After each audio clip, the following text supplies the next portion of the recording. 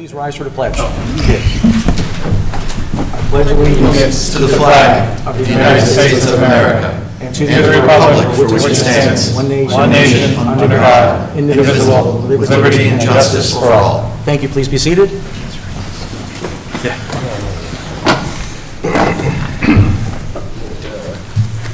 Roll call.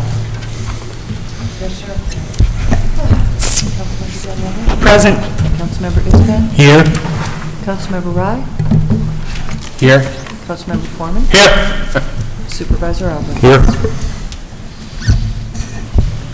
Okay, I want to make some amendments to the agenda. First thing I'd like to do is add a presentation for the Chamber of Commerce. Can I have a second? Second. Roll call vote.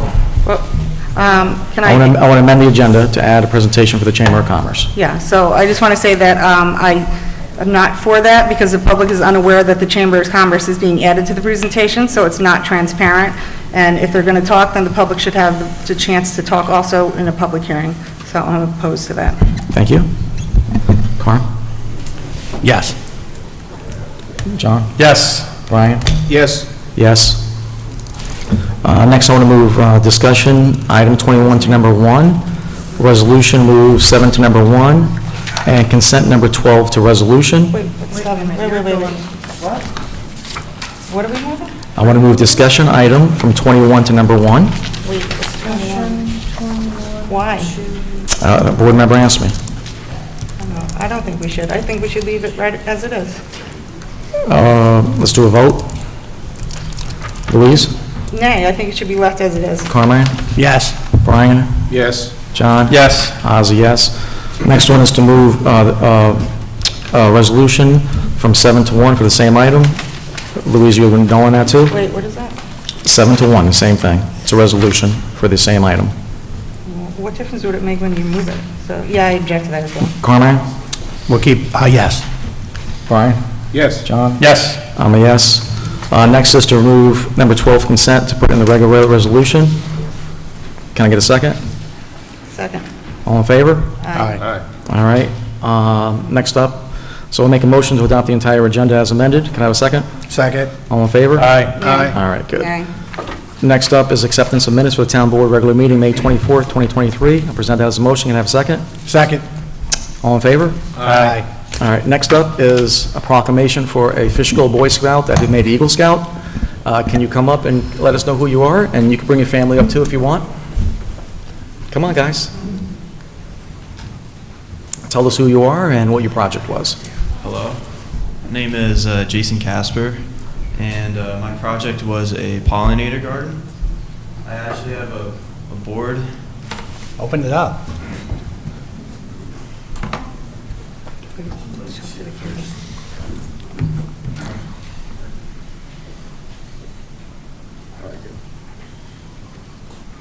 Very nice. And when you return back to the stand, hold that for all the residents. Could I just put it right there? You can put it in front so people... Put it in front of the podium, too. right in front of the Like podium. Facing us so that people at home can see. Reverse. There you go. Yes, Perfect. perfect.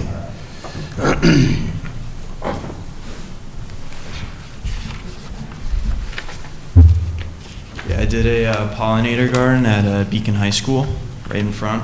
And the reason I did it is because my scoutmaster actually was actually taught one of the biology professors there, and they would like a pollinator garden in front. And something important about pollinators is, you know, they make up like 70%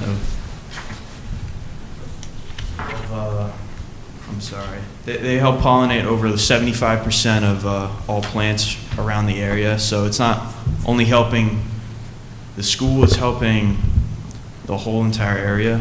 And plus, I wanted to do this because the students there also need like NHS hours. I don't know if you're aware, but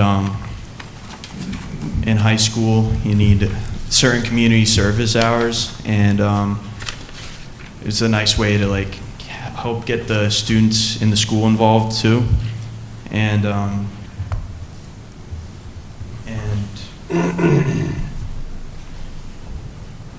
and basically it was a big group effort from our whole troop and my family too, helping get all the wood, all the volunteering, and fundraising for the project. And I'm glad how it turned out. It's still being, like used today, and if you want to go visit it, it's right in front of Beacon on the left side, like before you walk in, and yeah, That's it? That's great.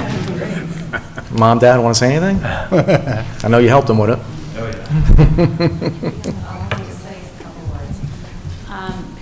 This project is a wonderful thing, but really he's been working on being an Eagle Scout since he was in first grade. So it's just, the Scouts are all about integrity and trust and community service and loyalty and friendship. So it's just, and your faith. So, it was really important that he did this whole thing through, and he was able to give to the community. And I know we're all about community service here. So, we just really love scouting, and the more we can promote this type of community service, that's what we really want our boys, which all 3 of our boys are Eagle Scouts now. So, Wow. Congratulations. Yeah, Congratulations. yeah, so Wow. a lot of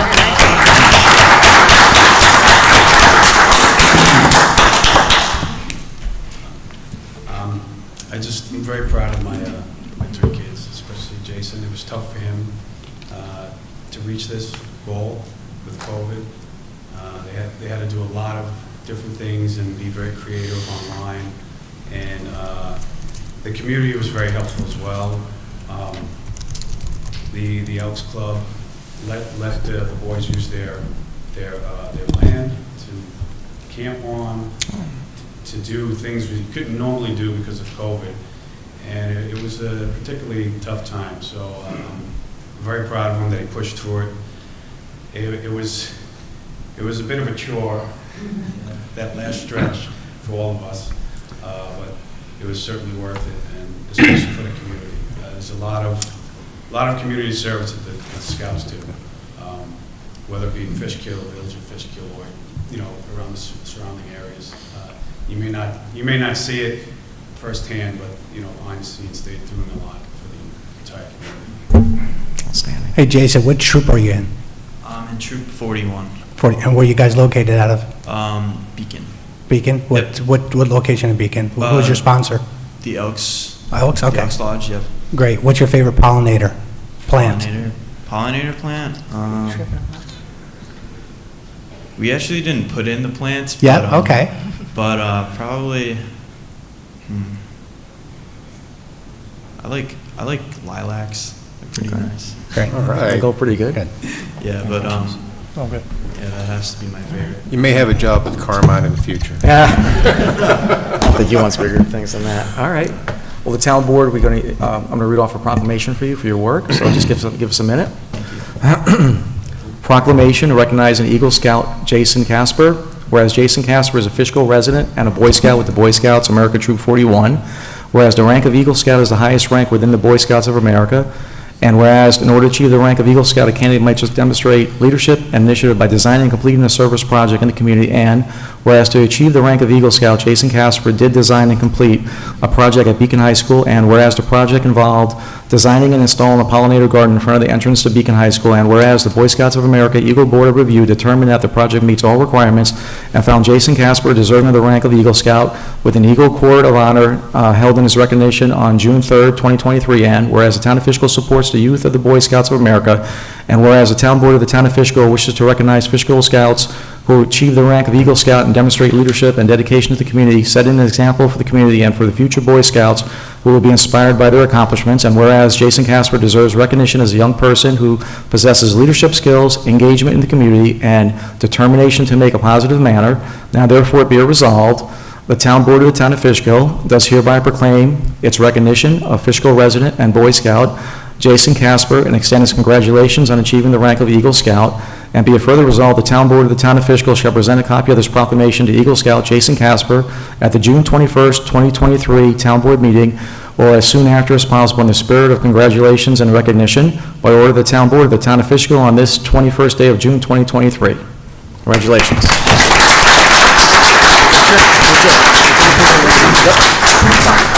We'll take a picture with you in front of the town seal. Picture time. No leverage.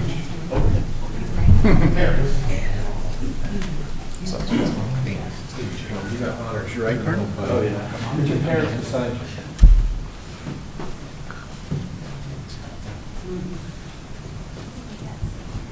Where do I go?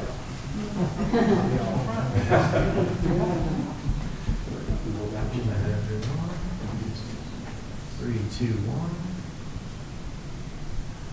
Excellent.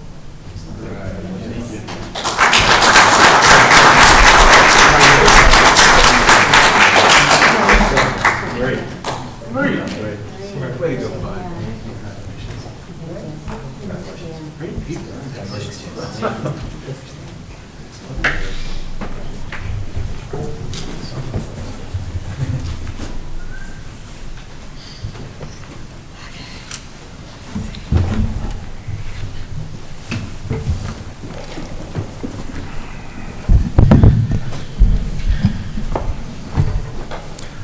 Okay, next up is the public hearing. A public hearing for the introductory local law to add a new Article 6 of Chapter 136 entitled Taxation to provide an exemption for real property taxes for volunteer firefighters and volunteer ambulance workers. I'll make a motion to open the public hearing. Can I have a second? Second. Brian, all in favor? Aye. Now is the opportunity for the public to speak whether for or against this tax exemption for firemen and ambulance people. Nothing? All right, I'll make a motion to close the public hearing. Can I have a second? Second. All in favor? Aye. Thank you. Next up is introduction of new employees. I think we got at least one new employee here. Chief, you got your officer?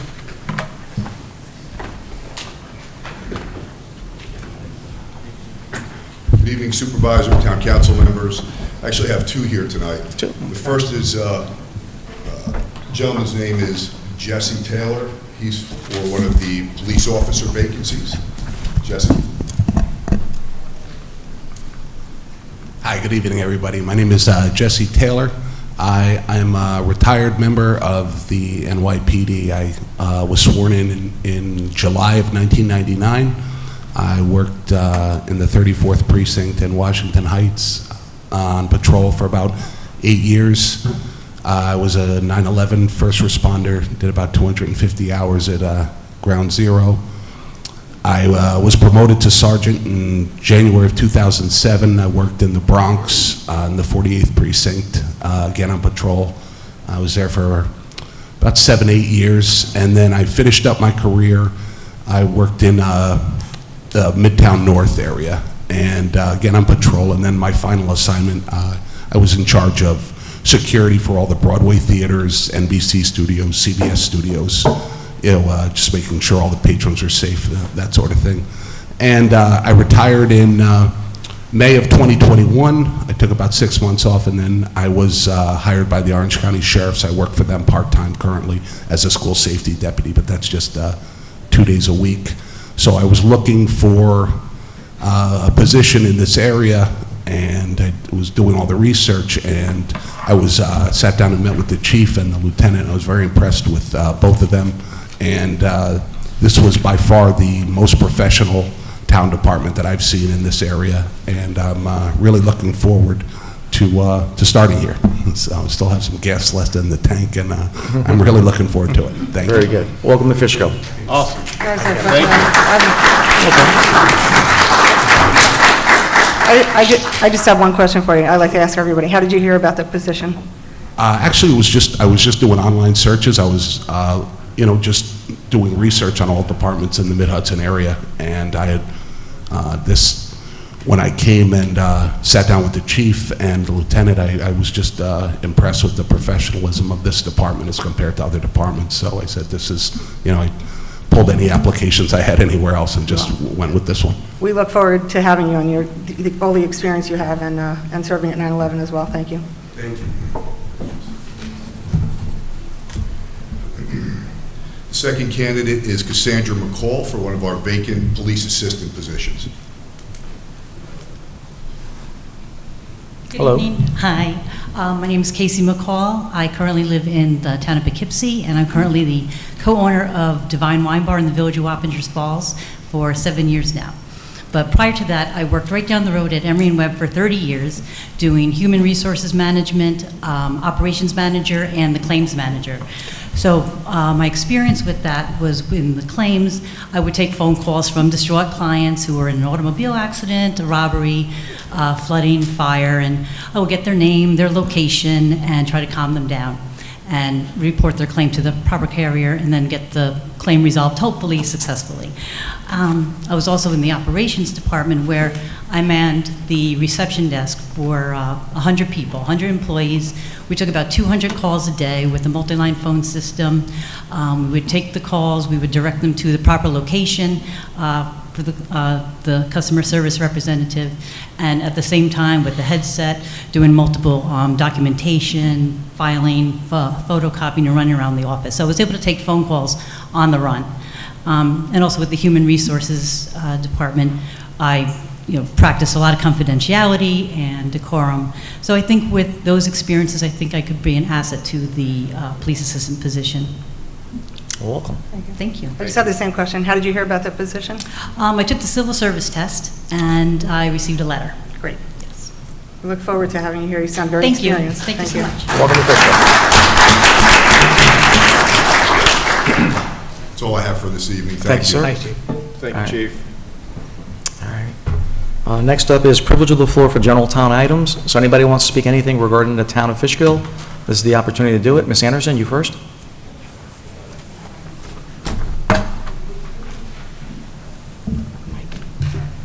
I'm a lot shorter than he is. Hello, everybody. I'm Bridget Anderson. I live at 29 Pritchard Court in Fishkill. And I'm here to not complain, but to give the board a suggestion. One of the reasons I've been coming to the meetings is to talk about some of the challenges we've had with projects within the town. So I would like to recommend that the town board consider having the town engineer do milestone inspections on projects. I think we're all enlightened to the fact that they don't go out on site very often, only at the request of the building department. And I think we've all seen some of the challenges that's raised. There should be milestone inspections where I work. We're pouring concrete, we're doing road work. We have somebody there making sure that it's all being done correctly. That's not happening in the town because the building inspector himself has told me on numerous occasions he's only responsible for inspections 5 feet out from the footings. So what happens on a construction site happens with no, or at least it appears, with no supervision. The town engineer should be ensuring that projects are built to the approved site plan of the planning board, and if there's any variations, that it's addressed at that point, not when the project's finished and there's problems. So that's my recommendation, suggestion, and I ask you to consider it, please. Thank you. Bridget. Thank you. Mr. Gabbard, do other municipalities do that? Yeah, of course. I've heard of it. I don't know any around here who do. The ones who I've heard of doing it do it only for commercial projects. It wouldn't be for building permits or anything for single-family residents. The issue is establishing what the milestones are. You'd have to talk with your engineers and see what the feasibility of that would be for subdivisions and commercial site plan projects. But if you can establish what the milestones would be, there's no reason you couldn't enact it. Sure. You're interested? Yeah. Bridget, come back to the mic. If I may, when I was on the planning board for the town of Fishkill, one of the questions that I always asked on a project when we were approving the site plans was to ensure that there was enough in escrow to do those inspections. Okay. I clearly, when I was sitting in Louise's chair on the planning board, thought those inspections were happening and found out, as I think many of us did, that they weren't. It is at no cost to the town. It is completely covered by the money that developers have to put up. My concern is in single-family homes. It's townhouse communities, it's... Like how many units and above, like 10 homes and above? If they're doing a commercial development, you're putting in roads, whether the road is turned over to the town or it's a private road. It needs to be done correctly, otherwise the homeowners and the HOAs are stuck with inferior projects. And those things aren't happening because someone may walk through the project at the end and it looks lovely, only to find out there's nothing but clay under that. They didn't put the right amount of asphalt in, the compaction wasn't done correctly.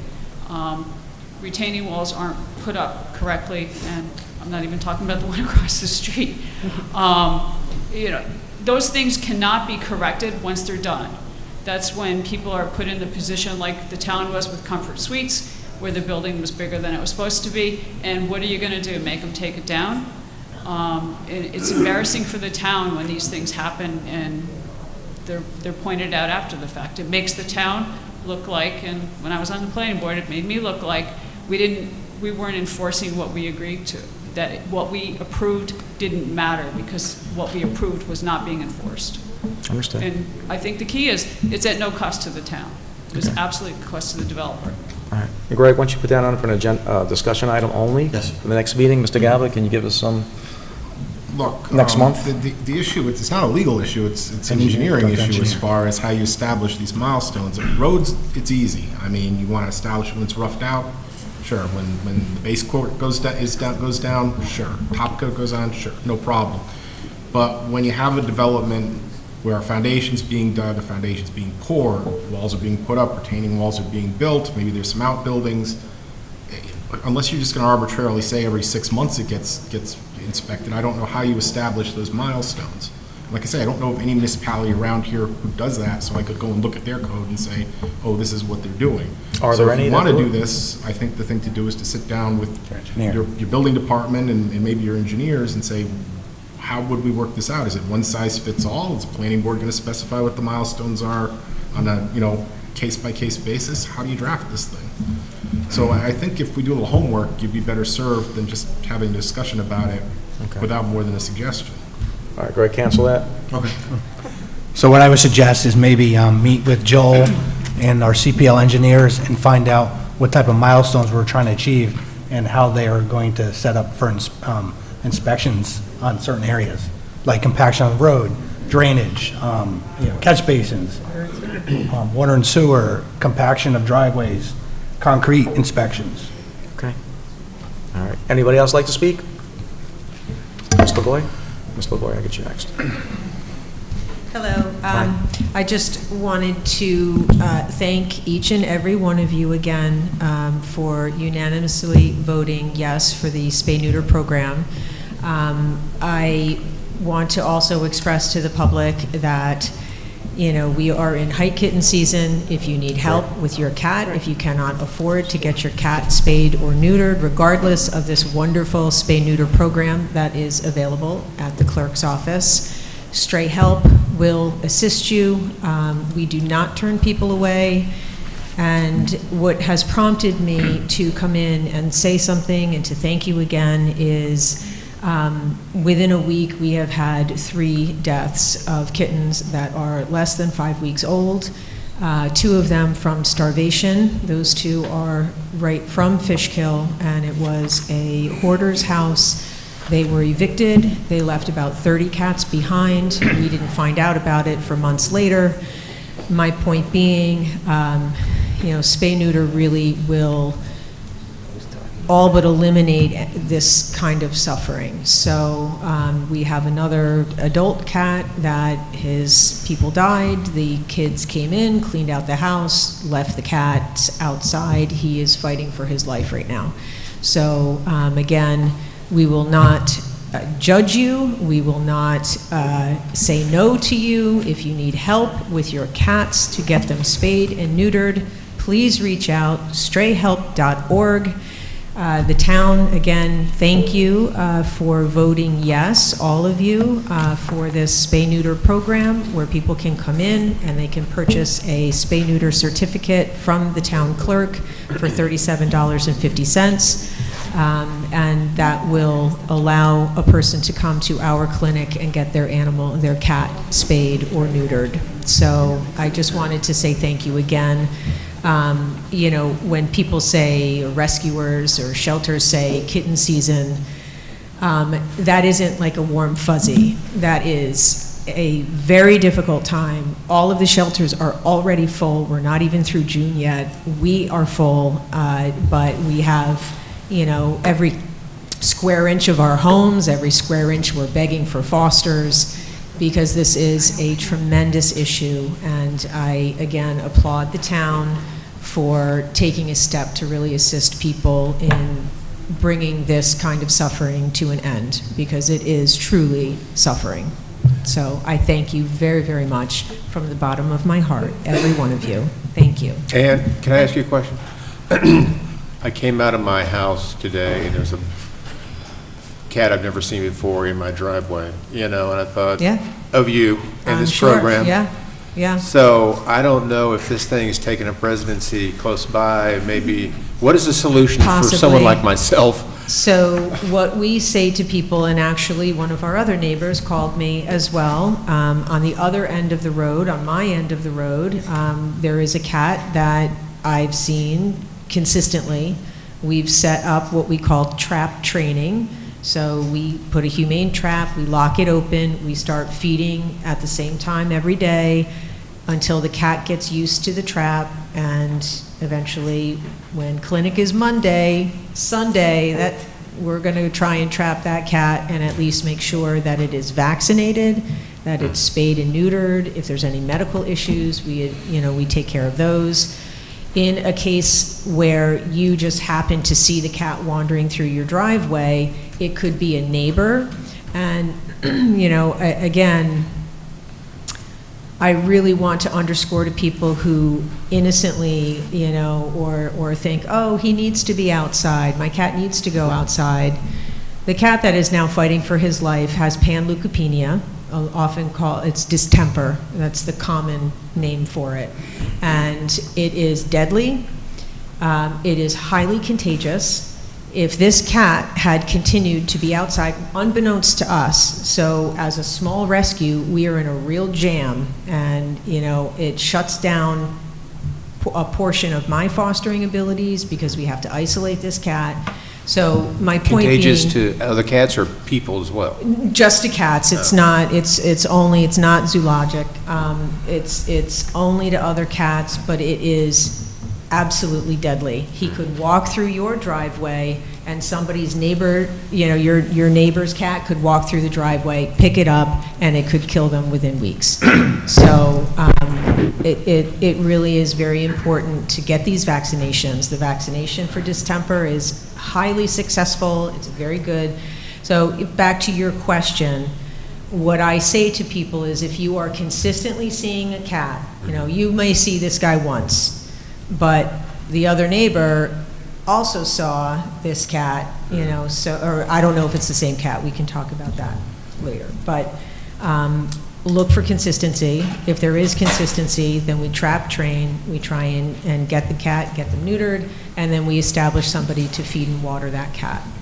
If it's friendly, then we look for an owner, if there's an owner. If there's no owner, then we try and place it, you know, but again, there's people who just, you know, they feel that it's better for the cat to wander outside, and I beg to differ. You know, we've gotten cats that have been shot, we've gotten cats that have been hit by cars, broken pelvis. Sure. There is no coming back from that. Right. So it's... Can I reach out to you if I see it again? Yeah, yeah. So, but yeah, so looking for consistency is the key, because there are neighborhood cats. Okay. Ask your neighbors, you know, and see, hey, do you have a cat? Are you letting it out? Microchipping is really important. When we find a cat and it seems friendly, we always check for a microchip. So I know the 5 houses immediately around me, nobody has a cat, so. Well. Yeah, and thank you for all the work that you do. We appreciate it with the cats. Thank you. Thank you, everybody. Thank you, Ms. LaGoy. Ms. Berger?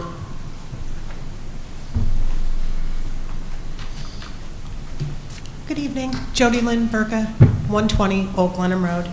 I'm going to expand a little bit on what Bridget said. I went to the ZBA meeting last night, specifically for the Healy project. And during that meeting, it became apparent to me that there is some sort of I don't know if it's a lack of doing a job or not getting proper inspections. I don't know what the issue is, but their attorney said that they can't get a CO unless their final plans meet the criteria that they agreed to. Here's my question. I have a videotape of them unloading cars and trucks on that site and using it for business. Do they have a CO? Because I don't understand how you could be conducting business and parking cars up on the ledge when you're not even in full compliance. And they have not been, if they've been violated in any way, written a violation, they're still moving ahead swimmingly. They are not stopping.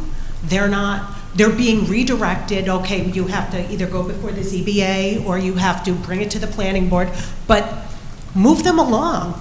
Stop work immediately, address it, because now 2 more months will go by and maybe they'll do something and maybe they won't.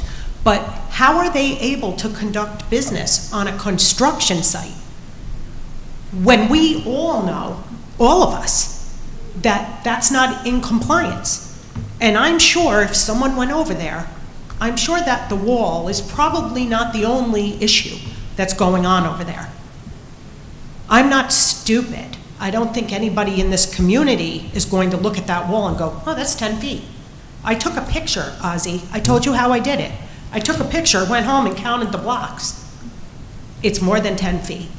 So somehow there has to be punishment, because if that were a homeowner, let's say maybe with a fence or something, they would be harassed and driven nuts. Yet somebody these are people who certainly should be complying. They brought us everything. They agreed to it. Stuff that they said they weren't going to do to John Cantor's face, they ended up doing.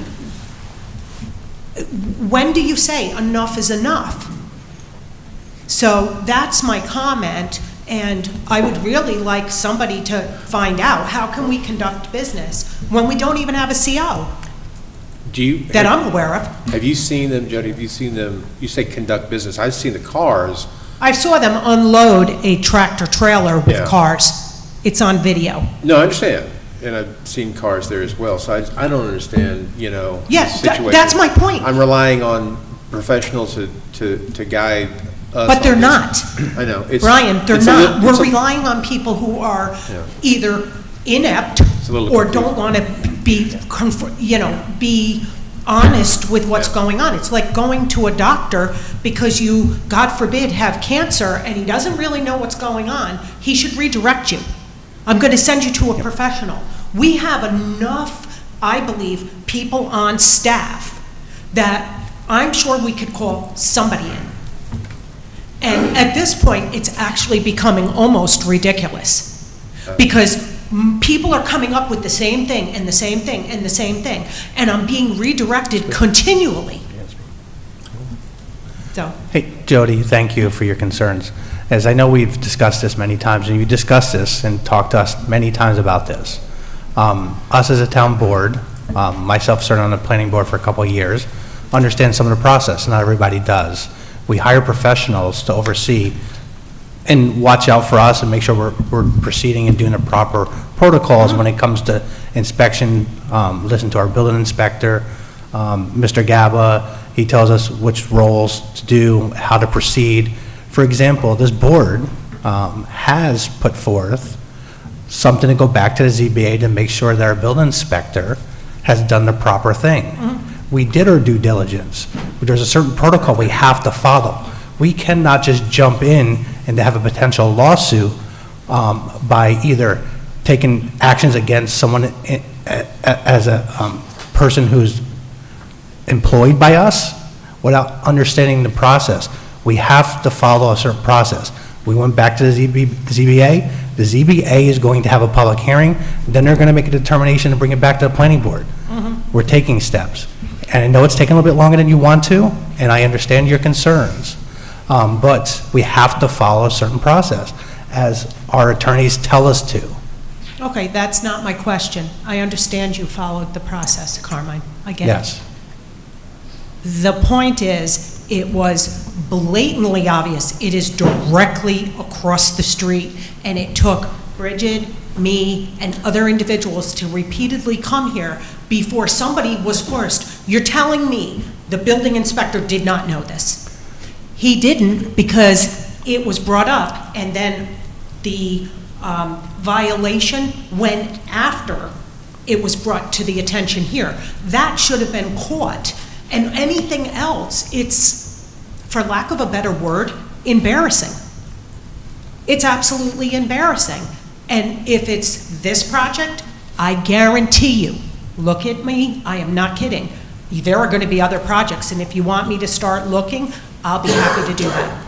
More than happy, because I'm sure that this is not the only project. My problem with this project goes back to before it even was totally approved, I think. And so when you have someone, say like me, who's really watching it, because it's in my backyard, you would think that the people who are in charge would be watching it just as well. They don't even have to get out of their chair when they're eating their bagel and coffee. So that is where I have my problem. We all pay certainly enough taxes. Let's get somebody, if they split the job, do whatever you got to do to bring somebody in. It should not be on the residents of the town of Fishkill. So again, my point is, if they don't have a CO, and if they do have a CO, how did they get one when there's other issues, perhaps, other than just the fence, the wall? And we haven't addressed that. So how did they get a CO to conduct business? That should be paramount to everyone. What if that wall gives way? They don't get a CO until after it's Then how are finished. they conducting business? They have a building permit, Jody. So they can conduct business without a CO on a site. They don't have a CO until they're finished with the Okay, project. so how are they conducting business? Are you saying, building hold on a permit. second, are you saying they're selling cars there? The cars are stored there. I don't know what they're Okay. doing. I don't know if customers can go over We're there. doing business I with don't the- go there because I'm so vocal. Yeah. I don't go there because I don't want to create a problem for myself or for anybody else. Yeah. So I don't go there. I saw them and videoed cars being dropped off right there. As a matter of fact, our 52 was obstructed somewhat by the truck, because I don't think the truck maybe could get in because the site is under construction. All I'm saying is, somebody should be doing something, looking at it. I'm not trying to obstruct anybody from having a business or having a successful business, but I certainly think something is very wrong with this picture. I guess time will tell. We'll see, I guess. But it's really strange to me that a prominent business, seems to be able to get away with whatever they want, but a person who pays taxes and is a citizen doesn't seem to have the same rights. I just don't get that. But like I said, we'll see. I'm watching, and if you'd like me to check out any other projects, happily, we'll do it. Send me an email. I'll be happy to go out and look. Thank you, Ms. Berger. Anybody else like to speak? Sir? Just let us know who you are. Good evening, Supervisor, Town Board. My name is Ian Lindars. I'm a partner with Stanger Diamond and Glass. We represent Horizons at Dogwood Lane in their request for an extension of the current tax exemption agreement. I believe it's number 3 on the agenda under discussions this evening. I just wanted to introduce myself and let you know that I'm here, my client is here, in case there's any additional questions the board may have during the discussion. Thank you. Okay. Ms. Gatson?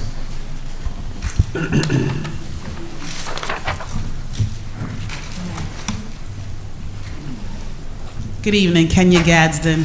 I should be home resting my knee, but when duty calls, service for people, Kenya shows up.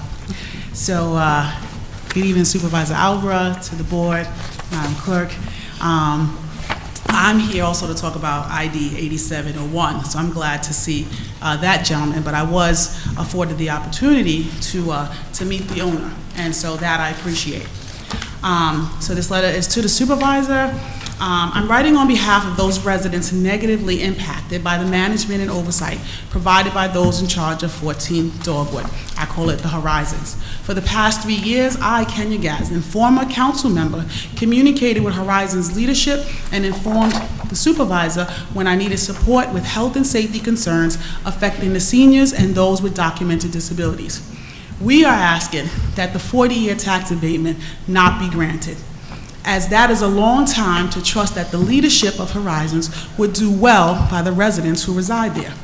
They have stepped up in the last 6 months and replaced all the non-working washing machines and dryers. They addressed some specific resident issues that they had in their apartment. The gutters were addressed this year along with power washing after 3 years. They attempted to install a much-needed push-button activated handicap door opener that continues to fail. The handicap door opener is still ineffective and has caused injury to the person who utilizes a manual wheelchair because the timing to remain open needs to be adjusted. They addressed the heating issue in most of the building. However, 2 people still remain without heat. Now that we're moving into the summer months, we have been informed that their air conditioning will take some time as there is a leak in the system on one half of the building. Unfortunately, we were also told that the second half of the building will not even be attempted to turn on the air conditioner as they foresee a problem. They came to our aid with ensuring safety with the keys to access the building, and that is greatly appreciated. They addressed the malfunctioning electricity in one unit, but did not go any further to seek out electrical issues that exist. Instead, they're relying on the residents to do their work. These are seniors and people with documented disabilities. I want to be clear there. What happened to the mandatory apartment inspections that should occur to ensure that the apartments are being maintained? They have ignored this important mechanism that will keep them up to date with all the units. They did, however, manage to move forward with rent increases ranging from $40 to $50 when you renew your lease. They want a 40-year tax break. We deserve a 40-year rent stabilization so we can afford to live and remain at Horizons. The screens that were damaged by the shrubs growing into the apartments are being repaired or replaced this week. I've been doing this for almost 4 years. Unfortunately, the shrubs have not been trimmed, so the screens will be broken again. The carpet through the building with the specific target areas needed to be replaced. Unfortunately, we were told 2 years ago that this was in the capital plan, only to learn that it's only now being addressed if they are granted their tax abatement. Unfortunately, the sidewalks are not leveled and people are falling down. These issues were pointed out during a walkthrough with Paige, Sandy, and the property manager at the time. At the time of the walkthrough, I also pointed out some fire safety issues where the doors were not latching. The fire safety issues was remediated immediately. We need the following, ASAP. The push-button handicap button should be repaired to address the timing issue. The shrubs need to be trimmed. The carpet needs to be replaced in the areas where cleaning is no longer an option. Paige and Sandy should be able to help with this matter. The air conditioning unit must be repaired ASAP. These are seniors and people with documented disabilities. The heating issues for the 2 residents, one who is medically frail, needs to be addressed ASAP. Extermination needs to be consistent and advance notice needs to be given. Refrain from increasing the rent. The garbage rooms have been neglected because they are addressing the maintenance and physical plant issues. The super needs help. He is excellent in doing what is in and out of the scope of his work. They promised to access for cameras near the carports and in the back of the building, and nothing came of that. The handicap accessible door also needed in the back of the building. We have hope. We have hope that the Horizons management team will see themselves in our shoes, and maybe they see relatives that they love and value and address our basic concerns listed immediately. So what I do want to say in regard to the owner, he did say to me that some of these issues are not factual. I've been dealing with these issues for 4 years. I'm willing to hear him out, and I believe that he's willing to hear me out. So I just want everybody here to know that they are willing to sit at the table with me, but I felt at this moment, since I've been doing this for 4 years, and we're still facing this, and somebody, since I have to use a walker temporarily, somebody who doesn't have the opportunity to walk at all because they have a stub, that stub is being damaged by a door because it's not properly timed. And so we as a community must not sit down and allow this. And builders and owners of buildings, they should be held accountable. And I believe this gentleman appears to be on the up and up, and I'm appreciative of that. But if I had to do this after 4 years, instead of continuing to work behind the scenes with Ozzy, I am very desperate. Because if this doesn't happen now, and all of you grant a 40-year tax abatement, I don't know what's going to become of the building, and I don't know what's going to become of the people that are there. Thank you for your time. Thank you, Ms. Gadsden. Anybody else? Ed?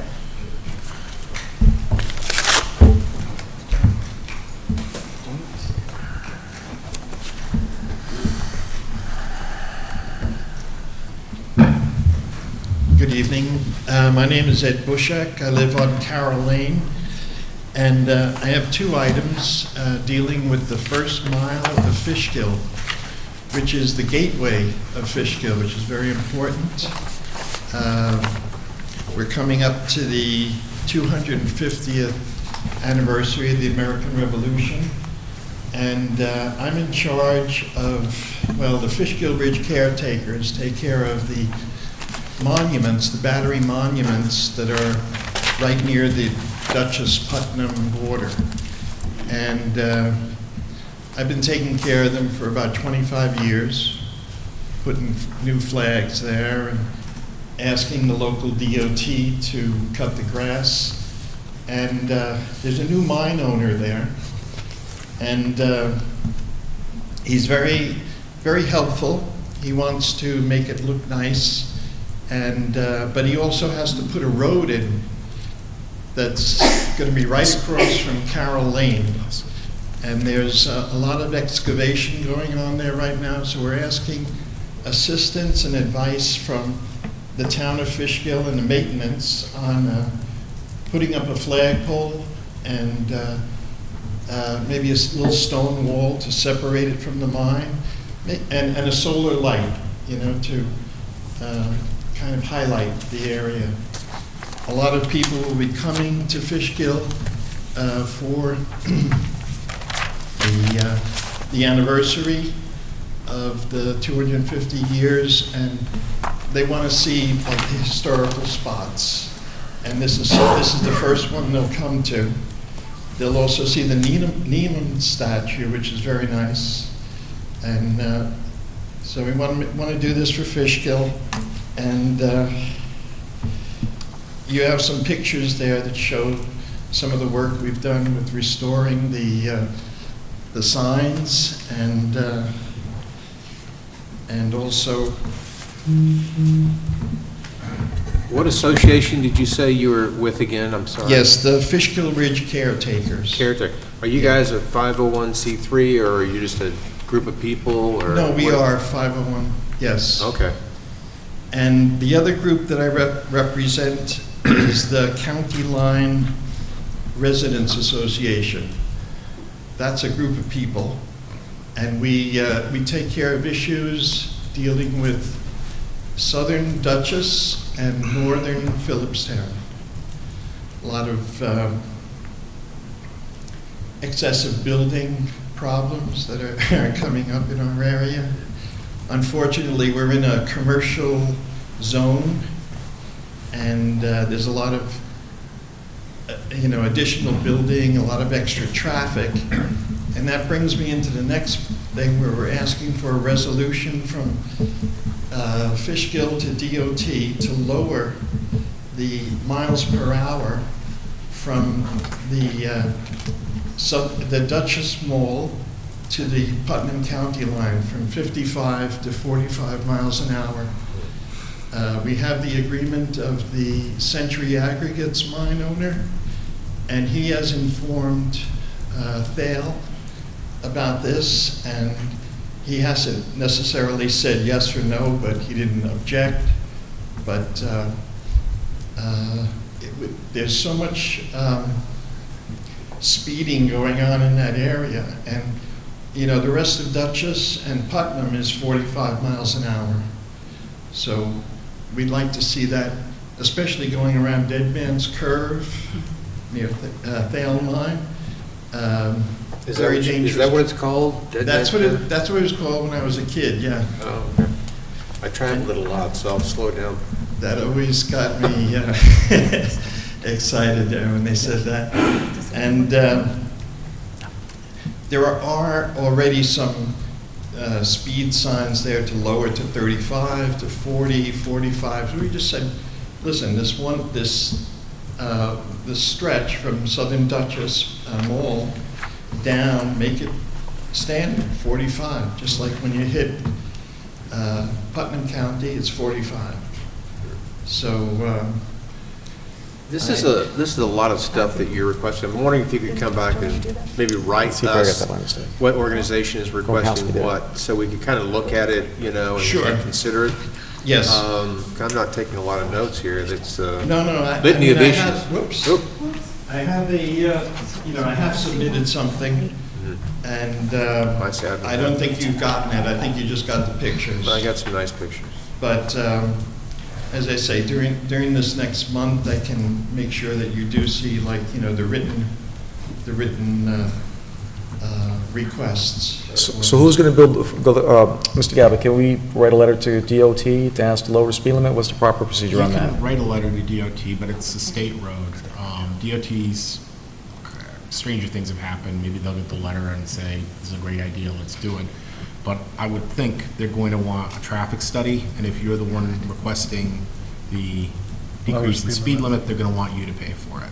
So, I mean, you can send the letter as a due diligence thing, that's just fine, and like I said, stranger things have happened. Can I do that on my own?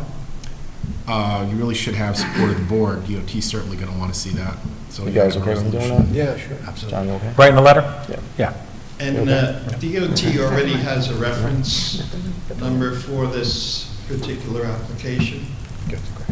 What application is that? I mean, I'm saying that my request for a resolution. I don't understand. I really. Okay, so. They just gave me permission to write the letter to DOT. Yeah, I asked them how would we go about this, and they said, well, the town of Fishkill needs to request, or, make a resolution for this. So we'll start the process. So there should be a formal resolution to allow the supervisor to write DOT to Greg, request. have it ready for the next meeting? Speed limit. Okay. Next meeting? Probably better to do it. So that way. I had one last thing. Are you going to move these monuments, or they're going to stay in the same place? They're going to stay in the same place because historically, this is where the batteries were located. And who's going to build the wall and the lamppost, the flag pole? It's, the mine owner said that he would assist in any way he could, and he is going to landscape every 2 weeks, cut the grass. The stone wall, I'm not quite sure of, but I need to delineate from the mine, I think the stone wall would be a good one. I'm talking about a low wall, maybe 3 feet tall. Yeah. So what can the town do to facilitate this? I'd like some advice on, what kind of flag, where to get it. I'm talking about a flagpole probably lower than these ones. Okay. Like one flag, what do you? Just one flag. It would probably be the Betsy Ross flag because that was the flag of the time. And, the signs that are there say that the batteries were located on hills right behind us. Those hills are gone. Yep. Yeah. And anything that was there, if they were invalid barracks, they're gone. Gone. All right. I wonder if we get this as a discussion item next board meeting and see if the mine owner wants to come in and have a conversation about it. Or I think maybe Ray can work on that. If it's just a flag, that's what he's looking for. Well, you can work on it. If you send in, your info, he's a nice guy. It was a tour, so if you want to go. And the gentleman from the mine is cooperative, correct? Yeah. He is very Very cooperative, nice. yes. So let's get together and we'll figure something out. Okay. All right. Thank you, Ed. That's what I'm saying. I mean, I'll get. if he's cooperative, let's see how cooperative. Yeah, I the mean, extent of he that has is. the rocks. He has the rocks. He's got the rocks. He's got the rocks. Got all that And good it's not, stuff. I mean, we talk about it, maybe 10 feet, 10 feet long, 3 feet high, wall, rustic wall. I don't want it to fall down, but, nothing. Yeah. Maybe we can give him a commendation for building the wall. We can always do that. Just double check for easements and, because that's right next to the road. Thank you. Thank you, Ed. Okay, thank you very much. Anybody else would like to speak? Thank you very much. One more. This gentleman? Two more. Oh, Doug? Yes. Good evening. I just had a few words on the creation of the Veterans Committee, the Veterans... Please say your name. Oh, I'm sorry. Douglas Delipioli, 25 Westview Drive. Just pleased that they're bringing to the floor a little later on the resolution to create a Veterans Advisory Committee. I think it's a great thing. I think it's a wonderful thing for Fishkill. We don't have to trace up to Poughkeepsie to find out what we need to be doing, to get information to some of our veterans that don't know where to go, who to ask certain questions to, and it's also a great form of camaraderie and respect and brotherhood for all of us veterans. Thank you. Thank you. Thank you. Sir?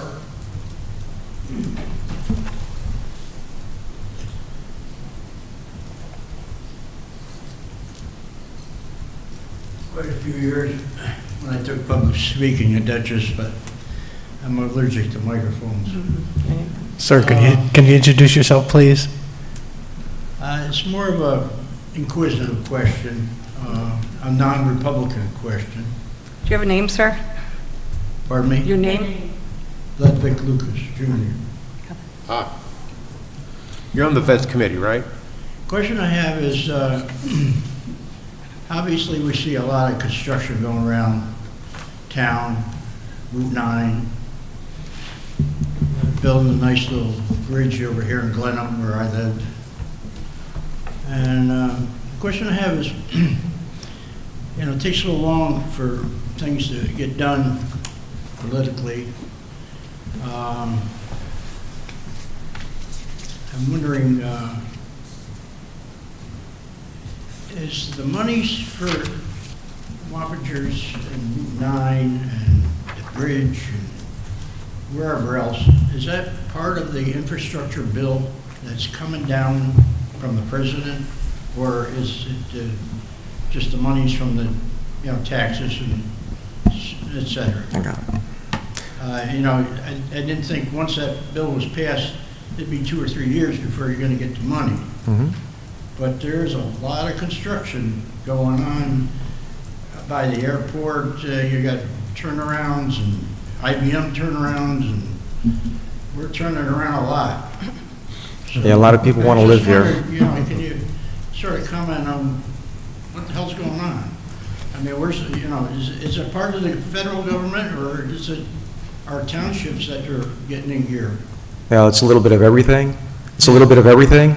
The town of Fishkill got about $2.2 million in ARPA money, and we're going to be using that for infrastructure for our water and sewer projects in the town of Fishkill. The bridge, the Washington Avenue Bridge, is being paid for by Dutchess County.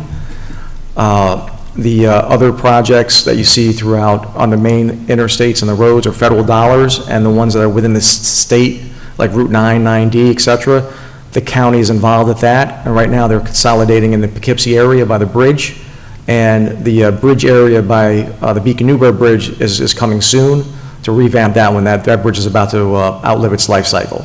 So that whole area is going to be rejuvenated in a few years. So it's a bit of everything. Well, as we all know, I mean, historically, my father was somewhat prominent in the area. He owned bus lines and so forth, buildings, built buildings, and knew all the other people in this area. And I don't want to get too emotional, but supposedly concrete gets a strong, the strength in 100 years. Now, the Beacon-Newburgh Bridge was built and opened in 1963. All right, so you can count on your fingers how many years it is. We've been blacktopping, we've been changing. It's almost like when you see this stuff on TV where the materials aren't up to par or whatever.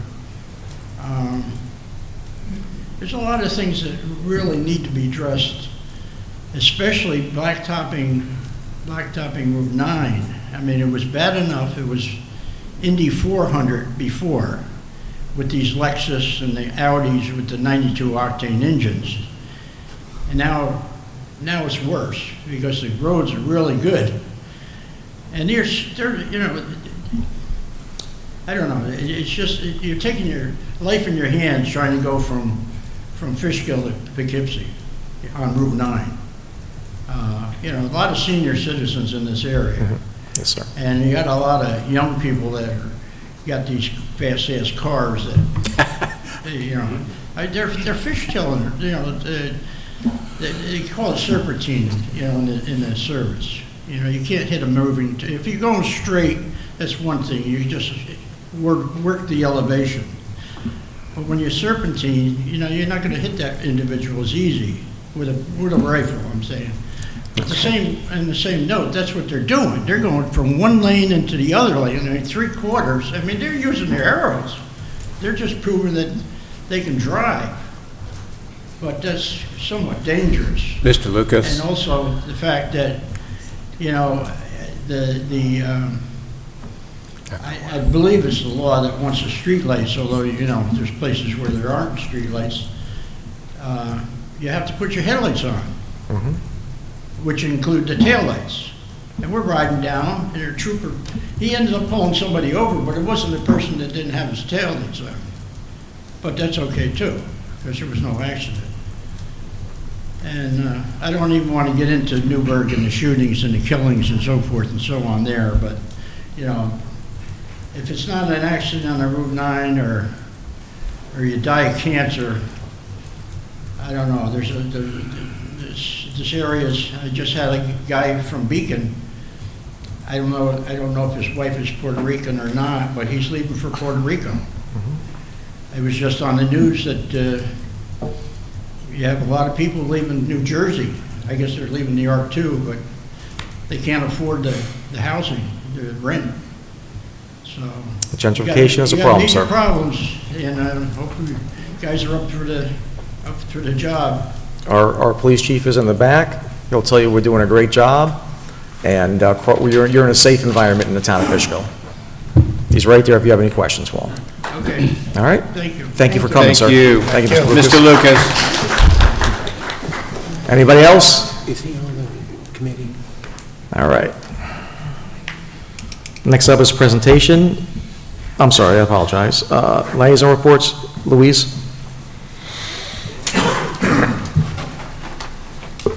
Okay, for the seniors, they went to a trip today to Good Speed Theater in Connecticut for lunch and to see Gypsy.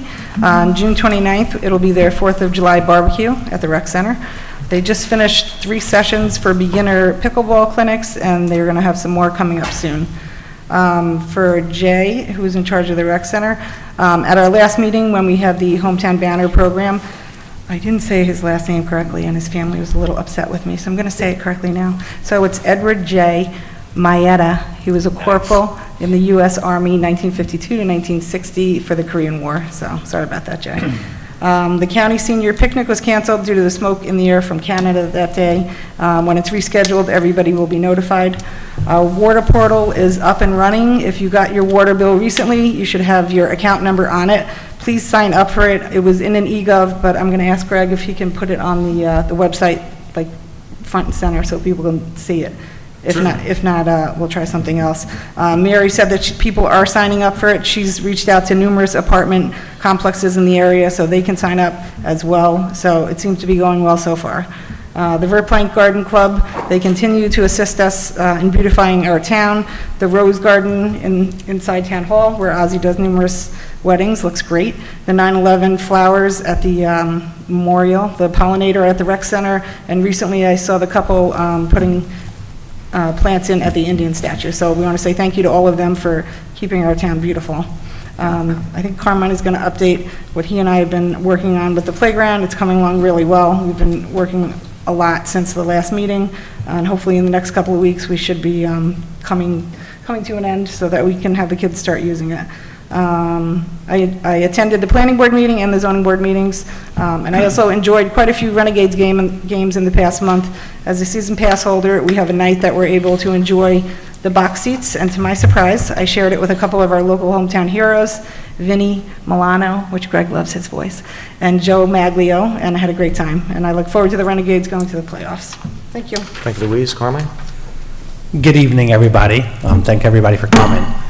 Just a couple things, quick. Doug Phillips, we're doing a Century Park over in Doug Phillips. So if you have a chance to take a ride down there, Councilwoman Daniele and Kenya Guest started this previously. I helped Councilwoman Daniele to hopefully wrap this up soon. We're getting very close. So update, blacktop has been installed, the fence has been installed. All the equipment has been installed, so now we have some visuals. All the matting has been installed, so now we have nice cushions. We're working on putting a nice little road and path through the play area, so it's really coming out very nice. Even Louise and I went on a merry-go-round and had a little bit of fun. Also, we're going to be putting in 4 pickleball courts, so come down and come and check those pickleball courts out. Brand new blacktop, so we'll have some fun with that. Update, Supervisor and I, we went down to Van Pelt Park, we met the county about the bridge, and then that park, where they're gonna blacktop, and we brainstormed a little bit and talked about if they're gonna blacktop a certain spot, that maybe we should continue and finish the blacktopping this year. I know Sharon's in the audience. Sharon, I haven't talked to you about that, but we have to maybe talk about that, about funds. So just, we're trying to be proactive. If someone else is going to do some blacktopping for nice, nice brand new blacktopping that the seams match up properly. Update on the rec center roof. We are still trying to finalize the vendor. We're very close of awarding the contract for an overlay on top of our rec center roof. There's been a leak for years. We think we resolved the issue. We had 2 engineers look at it. We just want to make sure whatever we put up, that we did our due diligence, that it doesn't leak. So that's very important. We're going to spend quite a bit of money to make sure that happens. For me, we do have something on the agenda that's very important to me that we'll discuss briefly, and it's about merging buildings and grounds with the highway, and I'll wait till later on in the agenda to talk about that. Thank you, Carmine. John? On Friday, May 26th, attended the American Legion Memorial Day ceremony at John Jay High School. Monday, May 29th, attended all 3 Memorial Day ceremonies, one at the Town Hall, one at the cemetery, and one in the village. Wednesday, May 31st, we had a meeting with the supervisor, myself, the building inspector, and a resident in Fishkill, trying to resolve an issue. Later that night, CPU, our committee had a get-together at the CPL office, our engineer in Poughkeepsie, kind of celebrating our adoption of our comprehensive update. Saturday, June 3rd, attended a fundraiser at Tag's Tavern, benefiting a child with cancer. Later that night, attended the annual gala at Mount Goulian. Supervisor was with us. Saturday, 6/10, attended a food drive benefiting the Fishkill Food Pantry in front of the police department. Sunday, June 11th, attended the annual Flag Day ceremony at the Beacon Elks Club. And Saturday, June 17th, attended the adult annual Olympic Games at the Knights of Columbus in Wappinger, benefiting a slew of nonprofits, including the Fishkill Food Pantry. That is all. Thank you, John. Brian? Yes, I unfortunately was out of town for that CPU party, celebrating its conclusion and finalization. So again, I apologize for missing that. It's a trip that was planned, and I know that it was a lot of work by all the volunteers, and they should be extremely proud of it. I certainly am proud for them. Kristen, at the Food Pantry and I met with Marcelo of the Renegades, and again, we're reconstituting for this year the Fishkill Serves project, which if people don't know, I asked the supervisor to allow me to create a liaison to the Renegades because they are in our town. Thank you. And they are an asset. They are in our town. They are not in Wappinger. Correct. And so we have, last year we were able to start with Fishkill Serves, which is a dedication of a game, some of the proceeds to go to the food pantry, but also people who are attending the games to bring food donations, non-perishable. it did not go as well last year, let's just be honest about it, because the game was switched on us, and then it was switched to another game where the game was canceled because of a second base malfunction. It was just like, okay. So this year, it is going to be great. Already have the local Boy Scout troop involved wanting to help. Already have the Rotary Club interested in helping in this project. There are going to be packages for people to buy that'll include, a hat or this or that, as well as a ticket for the game, which will be on September 5. Gates open at 6, game starts at 7, and that more information will be coming. So just hang on to that and put it in your calendars, because you need to come and support the food pantry at the Renegades, which are going to be in the playoffs. I also attended the food pantry drive-through that we created, or had again, the second annual, I guess it was, out here in front of the police station. I was very proud of that. I know we were talking about how we could make it a little better attended for the next time, and so we'll probably will have some discussions. We really want to make it a robust effort. I had an opportunity to speak at the Rotary this morning, which was very fun. They asked me to come and talk, and I was very honored to do that. And I told them we're on the agenda. They're on the agenda for discussion for potential town membership, and so they gave me all the applications necessary for that. Arnold Restivo, who is the town historian, and I met with Dr. Bonk, superintendent of Wappinger School District, about future projects with the town, historical projects, and involving students, and he's extremely open to that. And in fact, there's a specific project which he will be revealing going on in August, but he'll do a presentation in the July meeting. And so we hope to have some students involved in that. That is all I have. Thank you, Brian. I've got a compliment for the Highway Department to Mr. Schofield, Dean Schofield, a gentleman on Brookside, said they did an excellent job paving Brookside and Magnolia. Dear Town of Fishkill board members and community, our sincere thanks to you for helping at the Fishkill Drive. All your efforts raised a great amount of food donations and awareness for your neighbors in need. We appreciate everything that you've done for us. Sincerely, Kristen Cullen. Thank you, Kristen. Hello, Ozzy. I wanted to commend one of your employees of the Town of Fishkill, Mary Boyle. She was extremely helpful, polite, and willing to accommodate my request without hesitation. It's not ordinary experience these days, requesting someone to help you without getting resistance. I appreciate having someone working in the Town of Fishkill as polite as courteous as Ms. Boyle. She's an asset to the town. Thank you, Anne Marie. Thank you, Ms. Boyle. Then finally, we got a letter from the Town Clerks Association. So, dear Supervisor Alva, I'm pleased to advise you that our town clerk, Becky Tompkins, has been voted by her peers as a district director of the New York State Town Clerks Association. This is a distinct and admirable honor bestowed to only a few clerks of the 933 towns throughout New York State.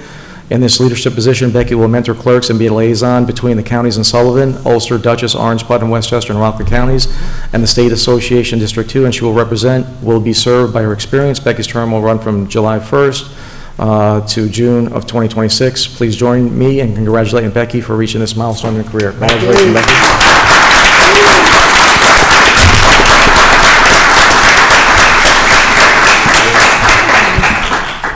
All right, and that's all I have. And our first presentation will be from the Dutchess County Sheriff's Department, the Yellow Dot Program. Sheriff? Sarge? Good evening. I'm Sergeant Riley from the Dutchess County Sheriff's Office. Sheriff Imperati wanted to be here this evening, was a little upset that he wasn't able to make it. But again, he has a couple of new programs that we've established and reestablished with the Sheriff's Office. And it's more or less, I'm coming in front of you guys for public awareness. So you're aware of these programs, you can pass this information on to your constituents, to anybody that you may come in contact with. These programs are also not meant to showcase Dutchess County Sheriff's Office. They're to support local law enforcement, state law enforcement, local EMS, and firefighters as well. So the first program that we're talking about this evening is going to be the Yellow Dot program. This program, it consists of an envelope. The envelope has information that the seniors would fill out. They go ahead and put their information in here. They can either take the envelope if they don't have a car, or they want to, they can place it in their freezer at home, and then put the sticker by their front door. It indicates to law enforcement or EMS or fire that there's emergency information available if the senior is unable to communicate to the first responders getting there. Also gets the necessary medical information out there. Again, I formerly was a paramedic, so knowing medical conditions and medications that somebody's on, instead of trying to guess it, does really matter. Moments matter in an emergency. Also, this is set up to be placed inside your vehicle. It's filled out, again, in pencils. Medical histories change. And then it is placed in the glove compartment. The sticker is placed on the driver's side rear window of the car, and it indicates to law enforcement, usually we're responding there, or any first responders, there's information in the vehicle that we can obtain, again, for that purpose. This is not just isolated to New York State. It is a New York State program, which is funded by the New York State Sheriff's Association, but it's also currently being used in many states, to include Kansas, Illinois, Iowa, Massachusetts, Virginia, Alabama, and that's just to name a few. So it is something that is not just used locally, it is used throughout the nation. So when somebody is traveling, it's really important to have that. We will also be passing out this informational form to the first responders. Again, I'm looking forward to working with the chief here in Fishkill, as well as all the fire chiefs and EMS workers to provide this information, get it passed on to the first responders so they're aware of the program. Secondly is we've reestablished the child ID. We did use it once so far here in the town of Fishkill. Over at All Sport, had a Touch a Truck event. Again, it was very successful. We were able to take child IDs, we take the photos, fingerprints from them. We print out a card for the parents to have, to keep with them. Again, they go to a large event, they have the card, they have a picture with them. Hopefully they have their cell phone and better pictures. But again, it's all the pertinent information on the child. They're also provided a sheet of paper with every single one of their fingerprints, and again, medical or information, personal information about them, and who to contact if necessary. Again, if a child goes missing, it is critical for us to get the information out. We do store the information if the parents want up to the age of 18 with the New York State Sheriff's Association, and it is held in a database that is accessible by the law enforcement once they're provided that sheet of paper. And finally, I'm going to try to race through this as quickly as I can. We have just reestablished Project Lifesaver program. This program we initially started, I don't think we really took too far into it, but we've gone ahead and reestablished Project Lifesaver. It is a program which directly affects at-risk population. Those populations could be people with dementia, Alzheimer's, people with schizophrenia, or for that matter, autism. It is a electronic radio frequency device that is placed on a wristband or a pendant around the individual. If the individual becomes a wanderer, wanders away from home, it allows us to send out specially trained deputies with receivers that we can go ahead and track down the individual. Currently, nationally, it's being used. The average time for locating an individual with this is down to about 30 minutes from when they're missing. A lot of people use the GPS. GPS are great, but they fail if there's not more than one tower, or if it, a lot of times with the autistic children, they gravitate towards large bodies of water. Again, GPS and water don't usually mix very well together. So right now, we have purchased and are obtaining more receivers to be able to continue building this program out. The actual pendants are about $377. It's a one-time cost for that. They provide enough batteries for 1 year, and then beyond that, it's just replacing the batteries, which you can do through Project Lifesaver. And again, there's a radio frequency identifier that would be stored with the Sheriff's Office. So when we send out one of our specialists, they will program that code into their receivers and they can track them down. So you could have 50 people within a local vicinity. Each of them will have their own number, and they will be individually located appropriately. Again, we're trying to reestablish these programs to protect the citizens of Fishkill, of Dutchess County, as well as support and help local law enforcement and decrease the amount of resources that we're having to place during these incidents. These are well thought out, Sergeant. When I came to the open house and I saw this display and began talking to you, and I said, I got to get you to come down and talk about these because our citizens need to know, and I'm really grateful for you doing that. I appreciate you very much. I run into you all the time. You're always out there serving the community. My hat's off to you. I have a question about the yellow dot for home. Now, if the yellow dot is on the window of the car, which is the back driver's side window, and that information is put in the glove box.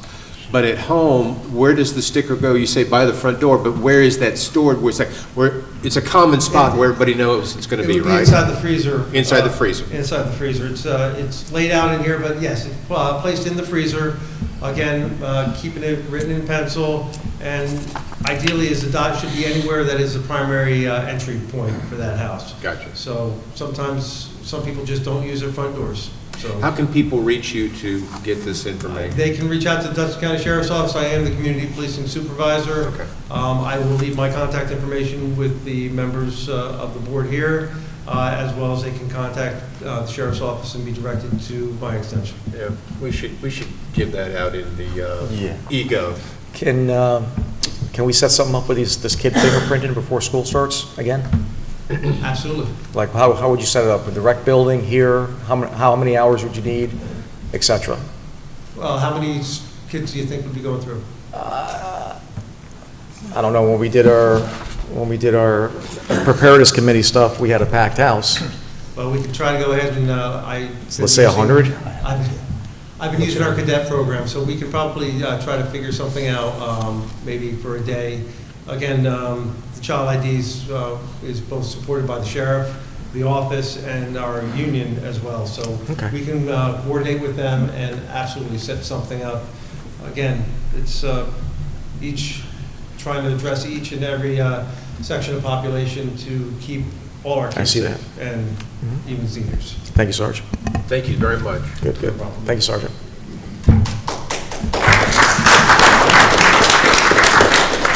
Mr. Zimmerman.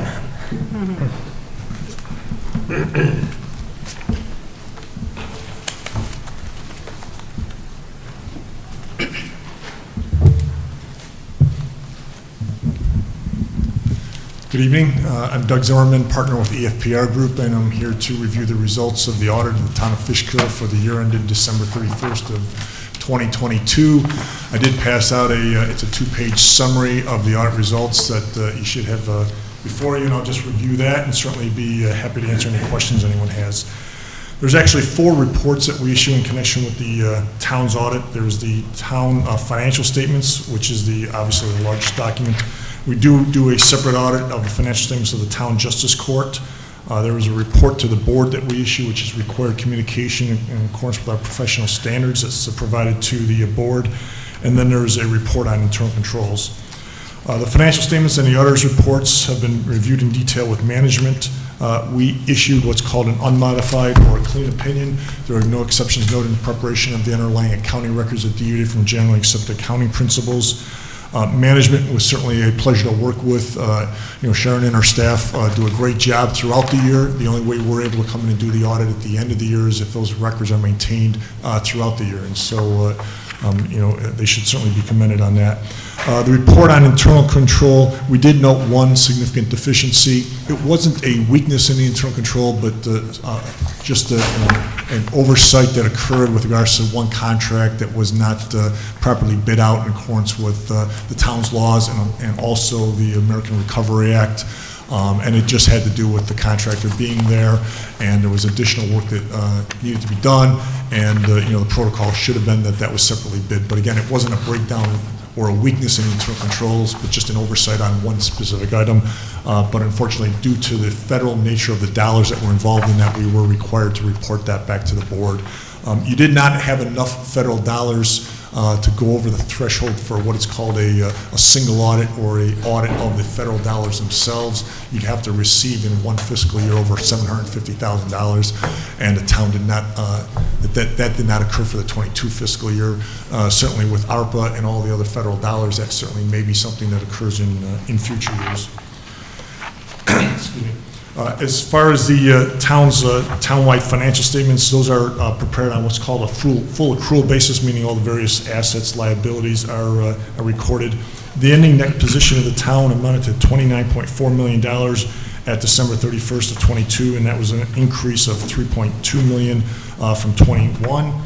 The revenue had actually decreased by $1.3 million to $19 million, and that was due to a $3 million environmental facilities grant that was received for water infrastructure in 21, which didn't recur. That was partially offset by receipts related to building permits and various sewer charges. On the expense side, there was an increase of $209,000 to $15.8 million, as increases in water, sewer, and recreational expenditures were offset by decreases in expenses in other areas. The table at the bottom of the page delineates the fund balance for the various governmental funds, and those funds are broken down between the general, the town outside the village, the special districts, the capital projects. The one item I wanted to mention in the capital projects fund, you see a large change from last year's negative $1.7 million to 219 this year. There was a bond issued for $2.3 million in the current year, and under the way government accounting rules work, that actually shows up as revenue and reduces the deficit. So that's really what happened there in the capital projects fund. The highway fund, and then the non-major funds. And on page 2, we just give some highlights for each of the funds with regards to the fund balance and the revenues and expenses. Again, the general fund decreased by $230,000. Revenue decreased by $100,000 to $4.3 million due to reductions in state aid related to mortgage taxes, which was offset by increases in property taxes and federal aid. And expenditures increased $400,000 to $4.2 million, primarily due to capital asset expenditures. Outside the town, outside the village, saw an increase of $1.5 million in fund balance. Revenue was up by $1 million to $5.4 million, primarily due to sales tax distributions, and expenditures amounted to $3.8 million, which was consistent with the prior year. Under the Special Districts Fund, saw a decrease of $64,000. Revenue increased by $600,000 to $5.0 million due to an increase in water and sewer charges, and expenditures increased by $400,000 to $5.1 million due to increased contractual costs. As I mentioned, in the Capital Projects Fund, you had an increase of $1.9 million, and I had mentioned the bond that was issued there for $2.3. On the revenue side, there was a decrease of $3 million to a small amount remaining in the revenue side of $13,000, and due to, again, the $3 million environmental facilities grant that was received in the prior year. And in expenditures on various improvements decreased by $2 million to $500,000. The highway fund saw an increase of $246,000 in fund balance. Revenue amounted to $3.8 million, which was consistent with 21, and the expenditures were $3.5 million, which again was consistent with the prior year. On the non-major funds, there was an increase of $139,000 in fund balance. Revenue increased by $267,000 to $630,000 due to an increase in housing trust deposits and recreational charges, and expenditures increased by $96,000 to $704,000, primarily from increased recreational activities. Again, it's a pleasure to work with management of the town, and everything that we asked for is received on a very timely basis. We actually issued the report last month on May 17th, and I'd certainly be happy to answer any questions anyone has. What do you think the town's financial position is? You're in very sound financial shape. The results show that. And again, you shouldn't be concerned with the one oversight that occurred. And other than that, there were no issues with regards to internal controls. They're operating effectively. There's appropriate delineation of duties, separation of duties within the department.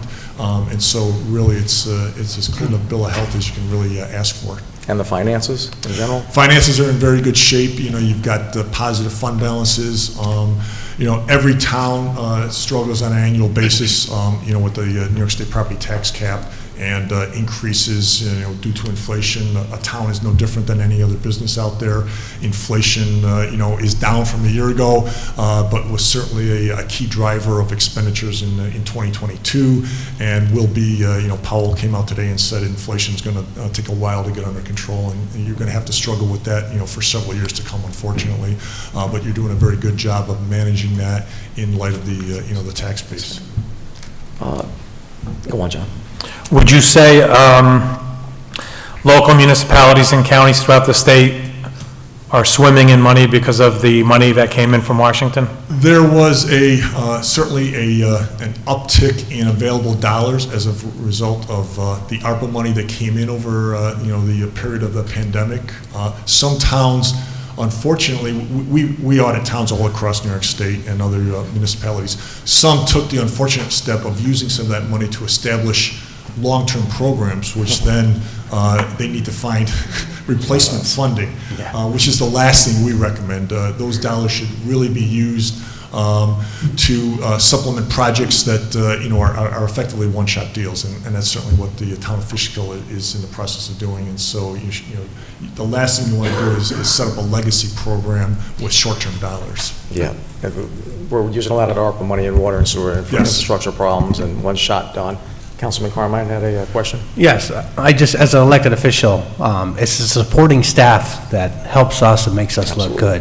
That's very important. So acknowledge that the staffing is very important for us to learn from them. And I want to thank Sharon and her staff for the past year and a half as me as a councilman, learning the process, understanding the process, asking the questions, and always being free for me to be in your office. Thank you, Sharon, and please have Sharon, come up. Sharon, come up. Come up. Oh my God, you make it. Doesn't like it. Well, you brought it up. The residents of the town of Fishkill just see who's taking care of their finances. This lady does a great job. Sharon Mitchell, everyone. Our town controller. I second that sentiment from Carmine. Yes. I second the sentiment from Carmine, because every time I ask for information, Sharon, you're right on it. I mean, you respond so quickly. It's amazing. And that is a key, because as I mentioned, it's not just when we're here during the audit, it's throughout the year that those records have to be maintained. And I see too many examples, especially in the job market today, where there's turnover in a department, even at entry-level staffing positions in accounts payable or receivables or something, and the wheels start coming off on the accounting. And so, you know, certainly the team there is doing an outstanding job to maintain all the records throughout the year. Thank you, Mr. Zimmerman. I just wanted to also add for Sharon, the entire board and the town that doesn't know, thanks you for your diligence when you were doing the Paycom payrolls and making, she found that there were fraudulent accounts set up and people would have been paid money who are not even employed by the town. So thank you, Sharon, for your excellent job in finding that. Excellent. Yeah. Thank you, Mr. Zimmerman. Right, thank you, everyone. Thank you. You're welcome back anytime. Next year. He'll be here. All right, next presentation will be the Chamber of Commerce. Sir? Good evening. My name is Joshua Gall. I am the Director of Engagement for the Dutchess County Regional Chamber of Commerce. I appreciate you having me here tonight. I was asked to come in and talk a little bit further about the Chamber of Commerce and membership. And can you speak up a little bit more? Yeah, absolutely. Can you hear me a little bit better you just got a master's degree or something, right? What happened? Yeah. Okay. So I appreciate you having me here tonight, and I just wanted to make sure that I was able to convey the benefit and value of being part of a Chamber of Commerce. You wouldn't be the first town to do so. We have the town of East Fishkill, town of Poughkeepsie, town of Wappinger, city of Poughkeepsie government. We have other organizations like the Arlington Professional Firefighters Union. So I think it would be of benefit and of value to become part of the chamber. I'm happy to give an overview of the organization, but first I want to turn it over just to see if you have any specific questions. I'm happy to address those, but I'm also happy to give a little bit more insight on what being part of the chamber would entail. So are there any specific questions? Well, I mean, you know, I see you all the time. Whether or not the town joins, I'm still going to be going because of my job and my work, and I always derive a great benefit from networking and hearing information and hearing just trends in the county and a lot of things like that. Right. But as far as, the town of Fishkill, this would be our concentration. I certainly know that when you're out there gathering information and talking with people, you're going to bring back something at some point that'll be of benefit, whether it be a program, whether it be some issue coming down from Albany, right. Et cetera, et cetera. How many local companies do you feel that we have that are involved? I know that the types of companies that are represented at the chamber are, the Central Hudson down to, mom and pop bagel shop or something. But do you have any numbers for Fishkill for us? I'm not sure about Fishkill specifically. We have about 1,200 members in total.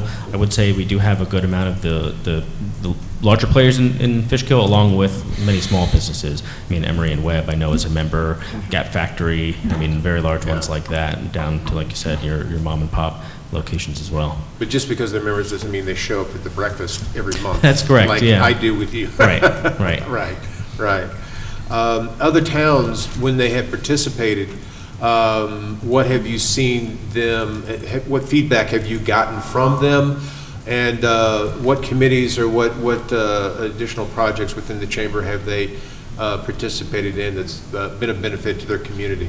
Right.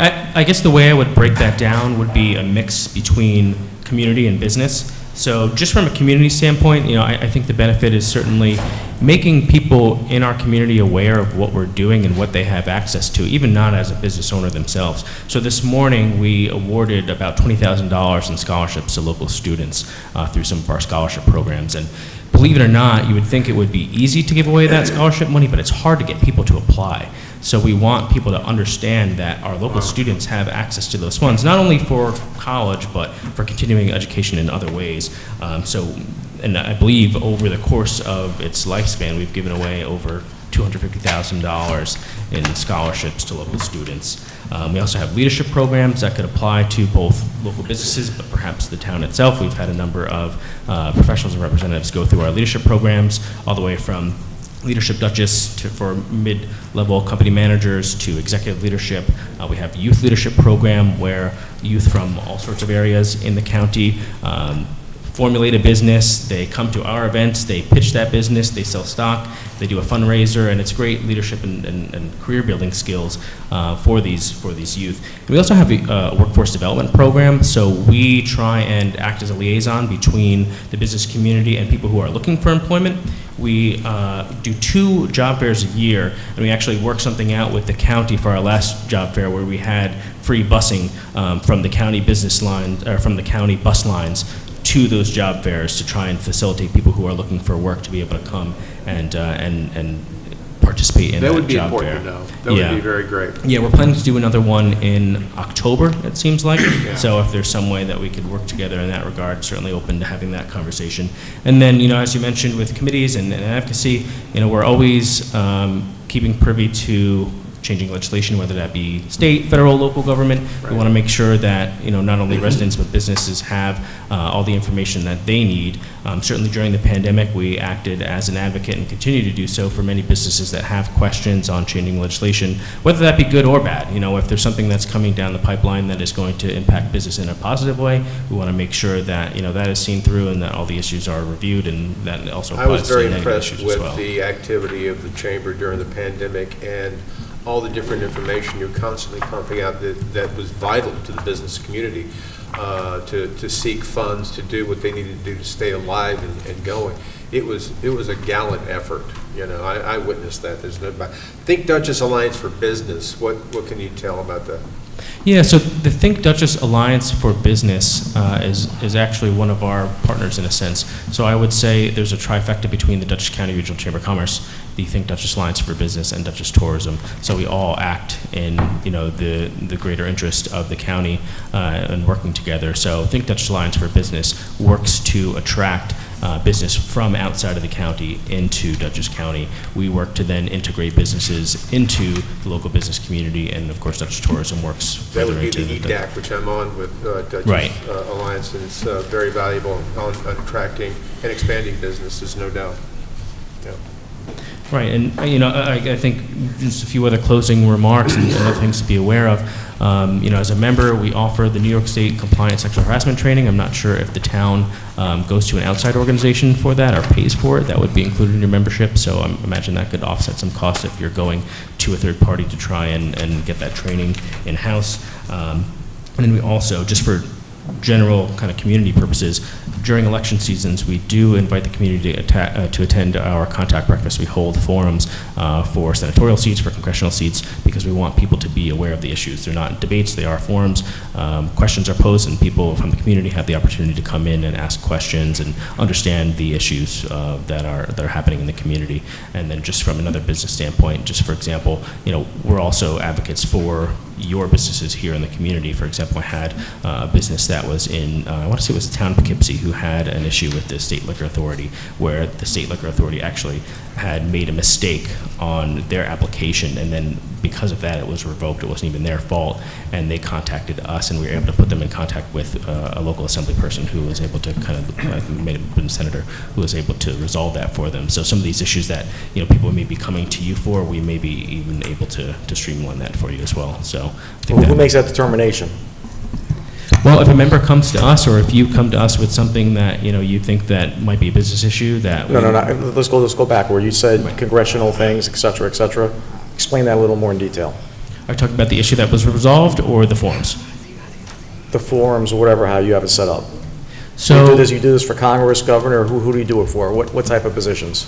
Usually larger countywide seats. I mean, we do have one that may be coming up for the city of Poughkeepsie mayor. We usually look up, different cycles that are happening that the community would have input on, and we're certainly open to ideas. Who determines that?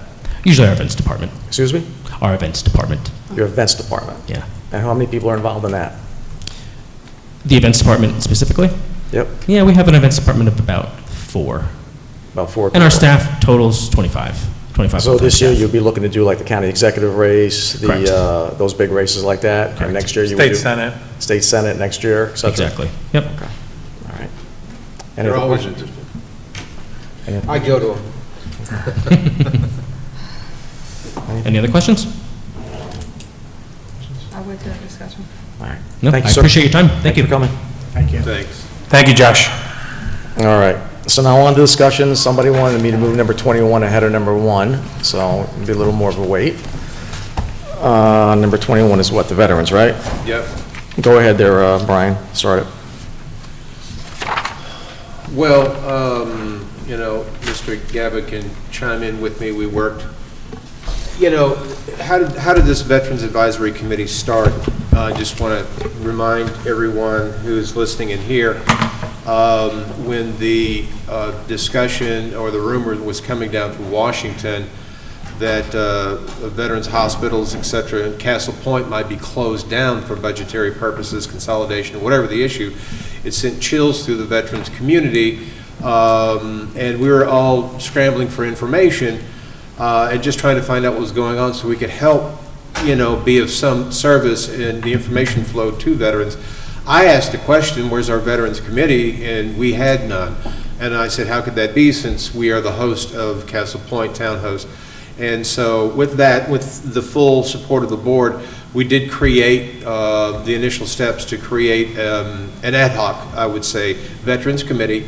They went from 0 to Virgil Capillari, who unfortunately cannot be here tonight. He regrets that 100%.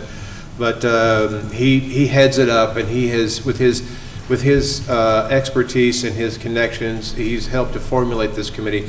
I know we have members here. If at any time you guys want to say something and help me with any information flow, that's perfectly fine. I know, Doug, you've talked, and John, you may not want to, but it's okay. But anyway, so the committee itself, again, I went to the first meeting, and I know the supervisor has been to a meeting, and I'm trying to find my notes here. And we had a couple of people, and then there were a few more, and then there were a few more, and I think now, Doug, correct me, we have like 20, 25 consistent showing up, and these are veterans in our community. These are town residents, and they finally have a voice, and they have elected a chair, they have elected a vice chair, they have elected a secretary, they have elected a trustee, and they're about to elect another one. So what we're doing tonight is we're taking this ad hoc and we're helping them, and we're tipping our hat to them. We're saying, we appreciate you. We want you in a permanent status to be advisors to the town. And it's not about policy. It is not about politics.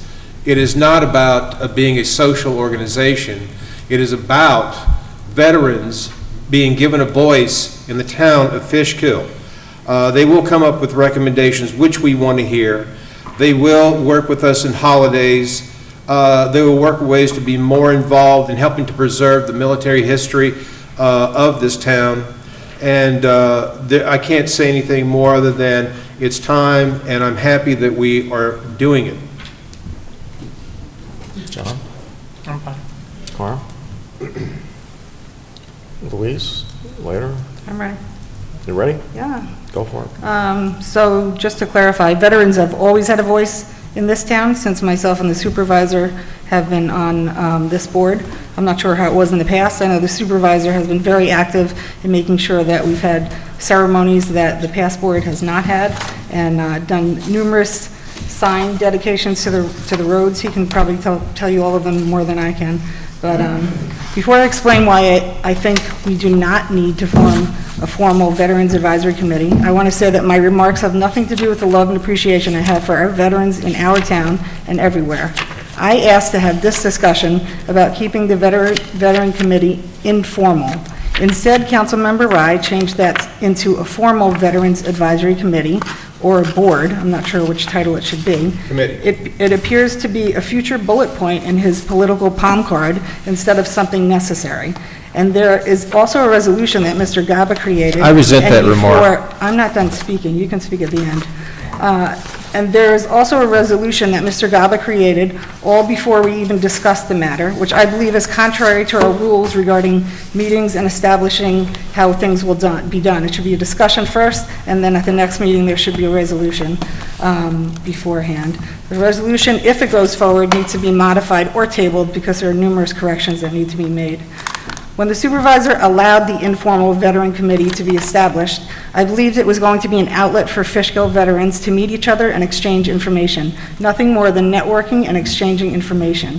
Instead, we were used to supplement a county program by having a meeting at the southern end of the county, instead of having it for Fishkill veterans only. There was also an article in the Southern Dutchess News in early May advertising an upcoming meeting where they would elect a chair, secretary, and 3 directors. Directors of what, since it was an informal committee? This was supposed to be informal, and it also stated that they wanted to weigh in on local government matters that affect veterans. So instead of encouraging the veterans who came to come back and be a part of the committee, a small, select, hand-picked group of people were chosen. Not all were veterans, and I'm not sure if they all lived in Fishkill either, who will now decide and involve themselves in all veteran matters in our town. The veterans at the meeting were also advised they didn't need to come to future meetings if they didn't want to, as it would just be an advisory board moving forward. So you gather veterans and then dismiss them. I am against the formality of the entire process, and I don't think they should be able to exercise power on behalf of the board at all. The resolution says they can with prior consent of the town board. That sentence should be removed from the resolution as well. I don't like the people pandering the veterans, which staged photos at services, which happened. Everything about this appears to be political and not truly beneficial to our local veterans. According to a Mid-Hudson News article in May of this year, 7 homeless men were part of a group of men recruited from Poughkeepsie Homeless Shelter to act as veterans that have been displaced from a Newburgh hotel in order to make rooms for migrants. The nonprofit organization that perpetrated a fraud on the public is called the YIT Foundation. The founder, Sharon Tony Finch, appeared to fabricate the entire story. I am telling this story because in the resolution it states the advisory committee or board will work with private and public organizations. We need to remove that sentence as well, and also find out what organizations are being referenced. Virgil is affiliated with the YIT Foundation, and our town associating with that foundation would be improper and disrespectful to all of our veterans. I emailed the Attorney General's office to inquire if they are investigating that organization and any people affiliated with them. I am still waiting for a response, and I think that this should be tabled until I hear back, or it should remain informal. At the very least, if this resolution is going to move forward, I have many modifications written down that need to be changed, or we can just table the resolution to the next meeting like it should be per our rules. Carmen, anything to say? As a veteran myself, I can just say, when me and Luis took over, we really brought the attention to veterans in the town of Fishkill, restored Memorial Day, Veterans Day, 9/11.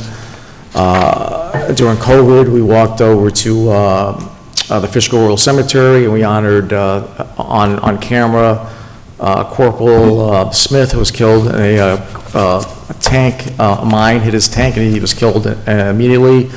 Lieutenant Bruce, whose father was a planning board member in the early 70s.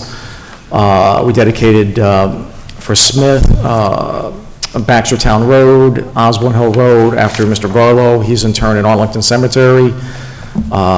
Bruce is named after Red Schoolhouse Road, and just a few weeks ago we got word from Senator Saland and Assemblyman Beeham that we're going to get Route 9 dedicated to a Civil War veteran that's buried in the Fishkill Rural Cemetery, Elijah Briggs, 82, north of the Indian statue, after Derek Brickerhoff, who was the first Dutchess County resident killed in Korea. Sidney Schofield, 9D, who was killed in the Spanish-American War. What else? We got one more, right? Chief Nimham on 52, who everybody knows the statue that we put up and honor him. So I think the town board has done significantly great outreach with veterans, and if the board thinks we can do better, you know, this is why we have 5 people here, and this is what we debate. And when Castle Point was having those problems, myself with my assistant, we were able to get the supervisors and elected officials across Dutchess County to sign on to a letter that I authored to save Castle Point, and we were able to do that. So just want to let you know, as a veteran, I don't know what else we could do to support veterans, but I'm willing to hear some good ideas.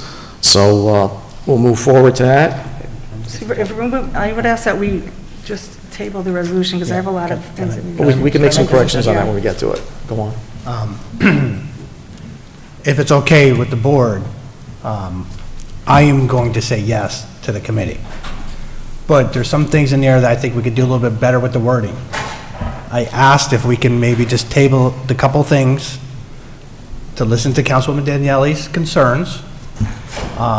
I think the majority of the board would like this committee, but just give it one more month just to make sure we dotted our i's, cross our t's. Like I said since day one, let's do a little bit more due diligence, make sure we got everything. Not to scrutinize it, just the process.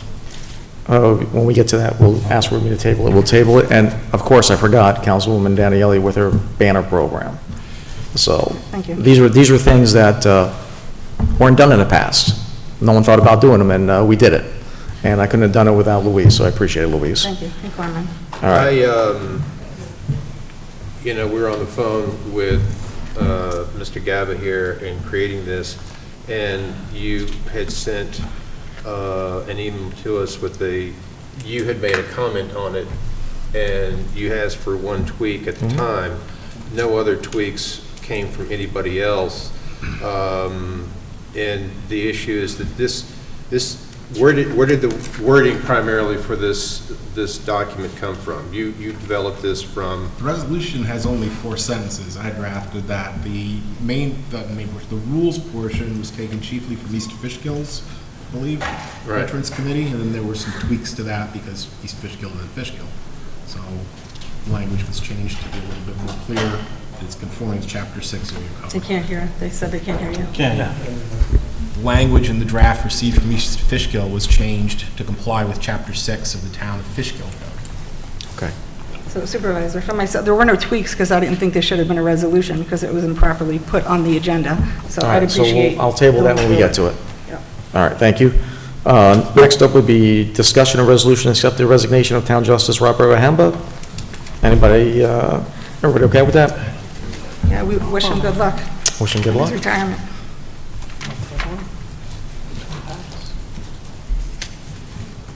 Mr. Gaba, should I mention what I want to say now, or don't we did a Well, this is resolution? discussion, so Okay. if you have something to say about the resignation, now's the time to Yeah. say it.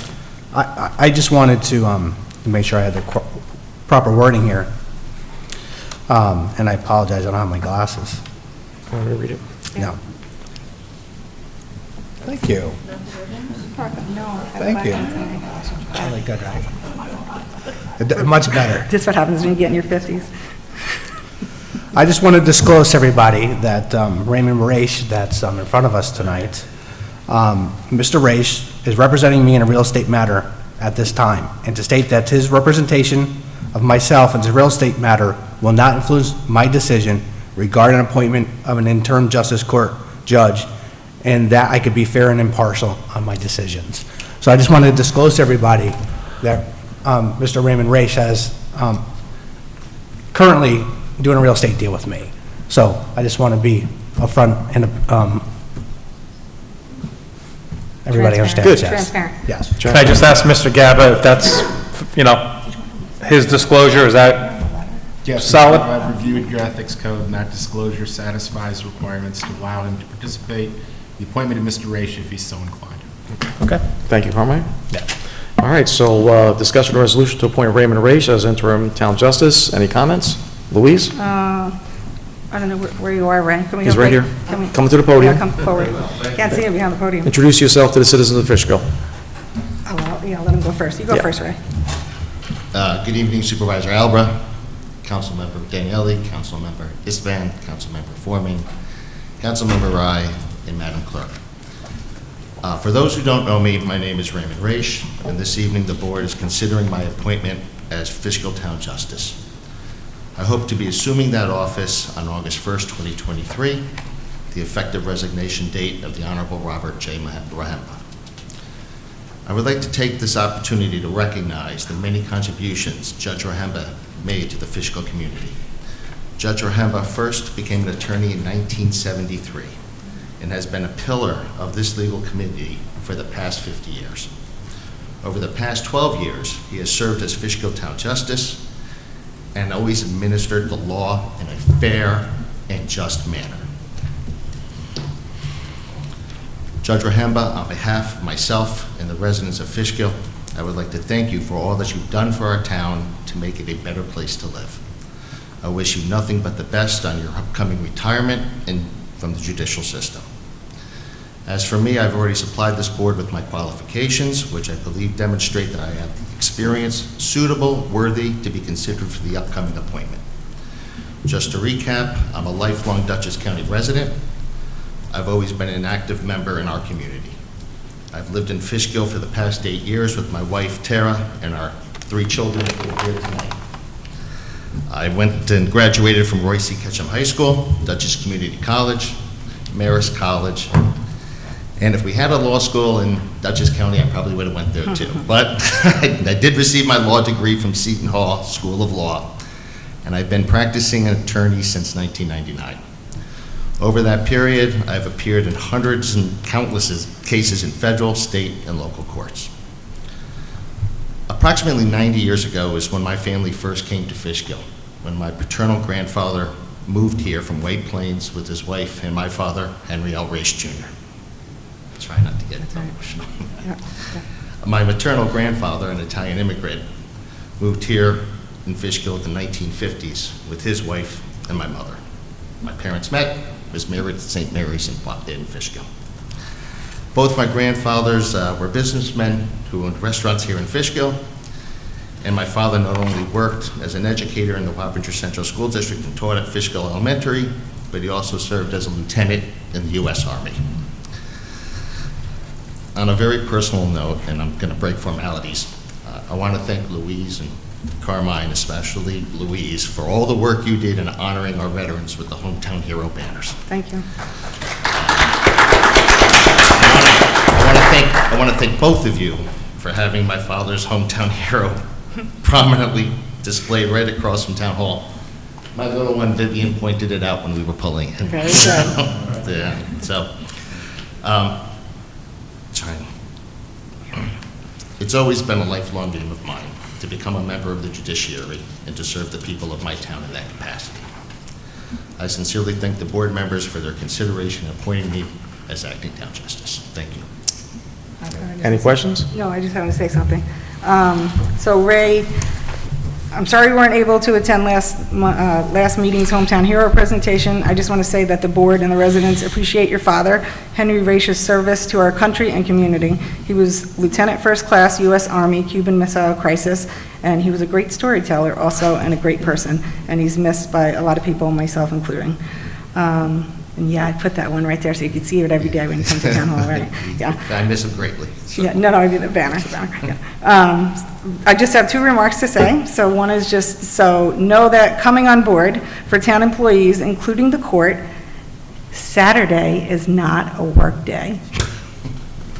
Unless you're called for an arraignment, then I will be here.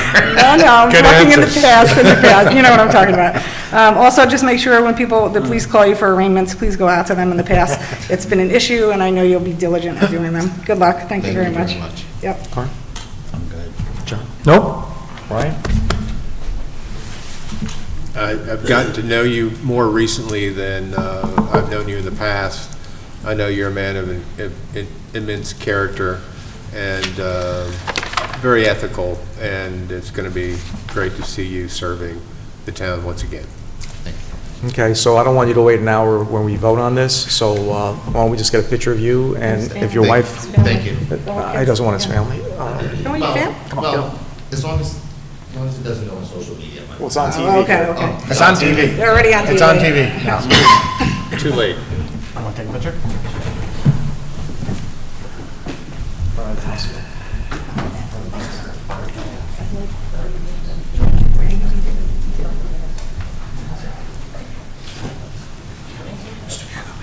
Good to see you.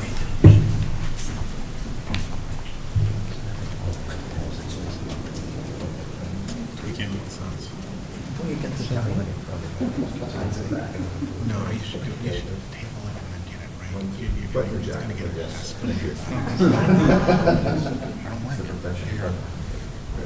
Wait a second. Am I in the picture yet? Brian, I told you, never want to be on the end. That's okay. Unless you're first. Okay. Good. Thank you. Congratulations again. Thank you.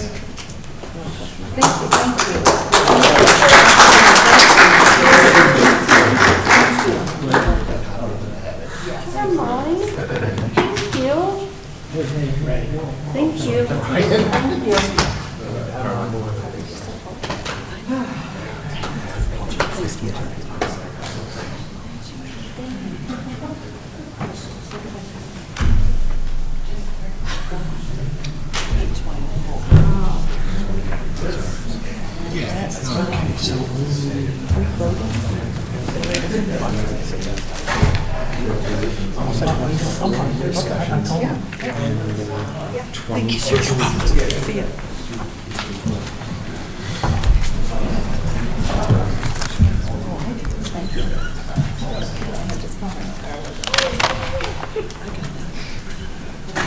Touch.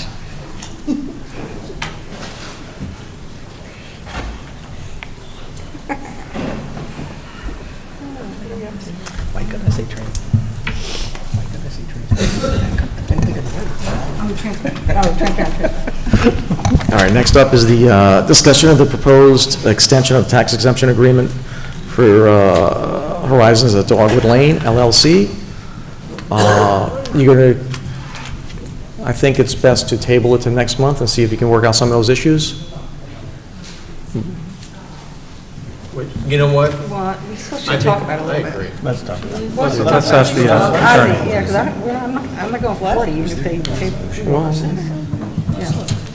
What are there specific issues that, Are we talking about 8701? Yes. Yep. And I think we just had a presentation on a lot of issues. Is that what you're talking about, Ozzie? Yes. A lot of issues need to be worked out. I mean, there's no resolution for it. Yeah. Discussion on I this. think we should talk about it. Let's talk about it. You know, Hello? As the only senior citizen on the board, when there's a senior citizen issue, I perk up. And when I heard a presentation tonight about ongoing physical issues that impair the quality of life for seniors in a building that seem to be ongoing, I just got educated on tonight. I will tell you this, that when I read this whole thing, I did call a member of your firm and was assured I'd be called back because I had some questions. And I never got a return phone call. I don't blame anyone. That happens. It's okay. But I was inquiring about some specific issues, you know, one of which is, however, it is possible to provide the board with a commitment to use certain of those funds to reinvest into quality the housing available at Horizons for Fishkill senior community. Well, what does that mean? You know, so I mean, I'm a little nervous about what I heard, and it's legit. You know, I don't think that any of that was fabricated. Again, I'm not privy to it firsthand, but it makes it difficult to kind of get engaged with this right now. Were these the comments that were presented in the letter that we received tonight and the presentation? Could you speak up a little bit more? Yeah. Were these the comments that were raised in the Yes. letter that we received tonight? We can provide a written response to that to the board. Well, I mean, written responses are one thing, corrections are another, so I don't know. Again, I haven't been involved in this, but I'm quite nervous about it. I mean, how? If the board would like, we can address some of those issues tonight, right now.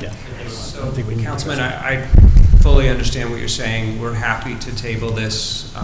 We actually were notified of some of these issues just as we were walking in the door this evening. A number of the issues, as was shown in the letter that was read, have been taken care of over the last few months. We take a very active and attentive role in the welfare of the people who are living in that building. For those of you who don't know me, I'm Ken Regan. I'm one of the owners of the building. Okay. We've been, since it was developed in 2006, when we opened, we've been involved. We're happy to address those issues as they've been brought up. We're also going to sit down with the former councilwoman to talk through those issues. We've had some discussions with the head of the two heads of the resident association. We're not here, but we're outside earlier, and we're going to be going to their upcoming meeting so that we can address any open issues. Some of the things that were brought up were spot on and have been dealt with. Some of the things were brought up were new to us and of course will be dealt with. For those of you who don't know me, we're not a fly-by-night. We're in this to provide affordable housing for the people. And I can appreciate of that. Fishkill. It just was, you can imagine, when you're hearing this, it's a little startling. It was a little startling. So to me I'd as like well. to be in that meeting when that happens, and I'd like to see what, if you don't mind, I'd like to I be think there. that would be great. You know, we've had a couple discussions with the supervisor's office over the last few months. He and I and the building inspector sat at a previous meeting with residents and went over and cleared up any of the issues that were occurring at that time.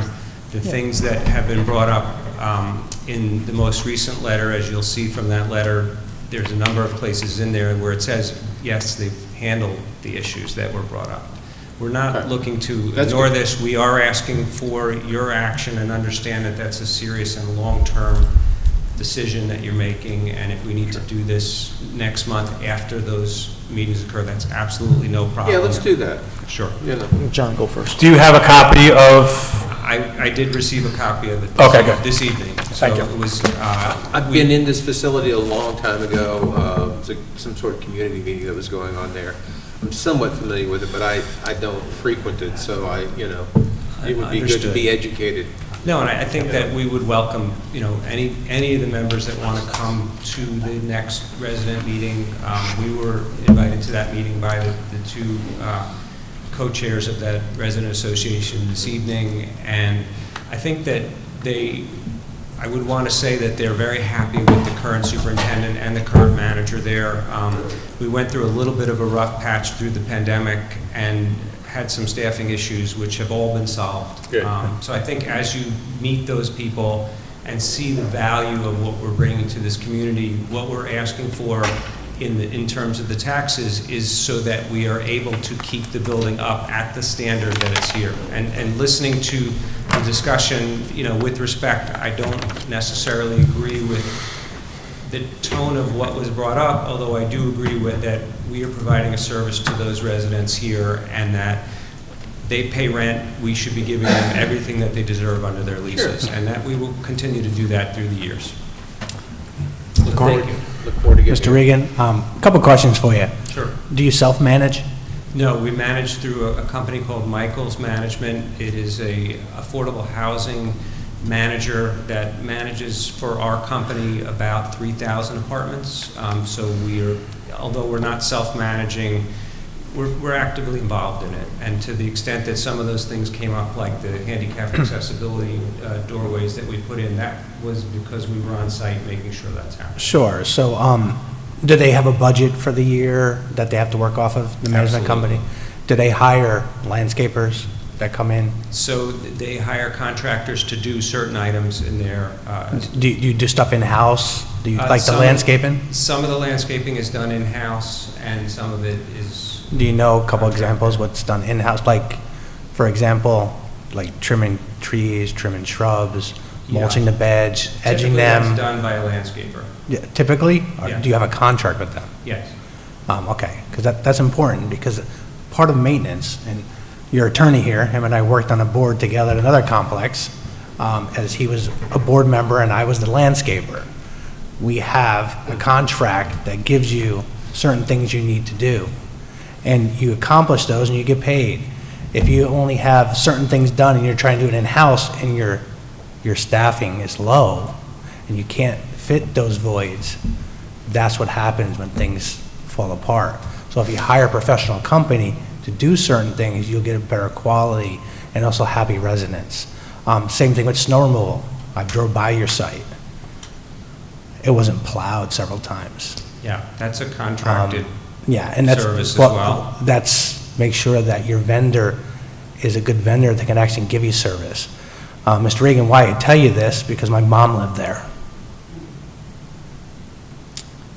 And it wasn't very good.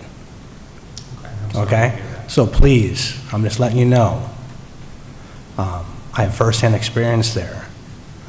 So I think you need to do a little bit better on your maintenance. And if we do grant you anything for a long term, I'm going to make you commit to milestone markers every 10 years. If we do that, that we have some type of inspection, if we can, Mr. Gaba, to make sure that you're fulfilling your residents' requirements by keeping them happy, at least by some type of survey or something. I don't know. I'm making it up. We'd be happy to do that. He's looking at me like I'm crazy, but. No. But I think there should be some type of milestone to keep you, as a business owner, to make sure our residents who elect us happy. I think everything you're saying is absolutely fine. Maybe a 5-year milestone. Okay. I don't know. Yeah, I mean, just so you understand, in addition to what you're talking about setting up, we do have annual inspections that come from the state of New York and look at the type of things that you're talking about. There's oversight as well, but we're happy to add the town to that. Thank you, because we're proud of what we have. I have something written, but before I read it, I just want to address this letter that was given to us at the 12th hour here. And it says, any lender that will refinance Horizon's debt will require that the tax abatement and contribution agreement extend 5 years beyond the term of that finance. We have asked for the full 40-year advance to give us flexibility to accomplish a 35-year term on the refinance loan. This will have the effect of extending affordable rates or rents to seniors at the Horizons complex through the same period. My client expects to conclude the refinance within 2 years, depending on the interest rate subject to market conditions. My client is willing to pay some kind of money for a park that's near there. To the first one, I would want to see that in writing, because that seems a bit crazy to me, that we would give you a 40-year term, and then 5 years past that, and you haven't even committed to refinancing yet. So it would be like blind trust, and I don't trust you because I had a friend that lived there, his mother lived there also, and I've seen it firsthand myself. So I'll just read what I have here. The original term was 25 years. 40 years is too long for me. I'd like to know exactly how many affordable units for seniors there actually are there. I know that the residents have made had numerous problems with the maintenance of the building and dealing with the management company since I've been on the board. Former council member Gadsden has worked to try and correct the numerous problems, but a lot are still pending. I didn't know she was coming to read what she read tonight, so this may be a little bit of a repeat. I read the attachments in the agenda packet about the thought of future capital improvements, but they aren't doing it because of the volatility of the market interest rates. Nothing in stone. I believe that since Councilmember Gadsden has been on the board, which she started in 2020, you knew about these problems. So the interest rates were probably better back then, and you could have done something, but you didn't. So it leads me to question whether you're going to be trustworthy enough to follow through on what needs to be done. These are not new improvements. They needed to be done. They have been requested for years, so they could have been worked on a few years ago before the rates didn't go up. But instead of doing that, I hear that the rents went up, $40 or $50 annually without any notice. So it kind of seems like you're not really caring about them, but you want to get the best thing for you, which is not what this board or our community wants to see. So I'd want to see a commitment to the capital improvements and a schedule of the work to be completed. I think we should only, for myself, I would only extend it 5 years, and if all the improvements were completed, there could be a clause in there that would renew every 10 years, as long as the 9th year of the following 10 years, you reviewed to make sure there's any new issues that were corrected, and then renew another 10 and another 10. Because if we don't do that, we're just, like I said, trusting you, and it's proven that we cannot trust you. The supervisor, I think, had some intervention with Kenya. Even the washer and dryers, when they were replaced, it wasn't an easy process. They had to have them removed. So nothing is easy, and nothing gets done quickly like it should be. I also want to make sure that the affordable units are going to remain affordable and not be phased out. There should be a clause in there that if they do not remain affordable, the tax exemption will cease. For myself, there's many unknowns, and it's too long of an agreement. So this that wouldn't hold you accountable for future issues that may occur. And I'd just like you to put yourself in our shoes, because like he had somebody that lived there, a family member, I had a friend's family member. These are people that are in our community that we know and love, and you're not doing the right thing. So if you want us to do the right thing, you need to step it up and then come back to us with something different than this. That's it. So Greg, table this to August meeting. Okay. See if we can work most of the stuff done. Okay? Sure. Well done, Brian. Caroline? Email some Louise? proposed dates of getting together, and let's set that up. So if you would like to have you come to the actual resident meeting, they have that meeting scheduled already. I can give you that date, or I can email it to you after. Do you mind email? Yeah. So send it to me and I'll send it to Councilman Ryan. Yes. No problem. If you want to do a separate meeting, we're much more open to other scheduling, but I know that it might be helpful to meet them at the same time as you're hearing us. Well, probably 2 meetings would be good, but, I certainly want to come to the resident meeting. Sure. Happy to do that. We don't need to go point by point through what was brought up. I'm happy to discuss it individually if you need. I'm happy to discuss it at those meetings. The reason we're asking for the time period that we're asking for, and the reason we're asking for it now, is that we had a tax credit investor involved in this project, which is how the affordable housing projects are done.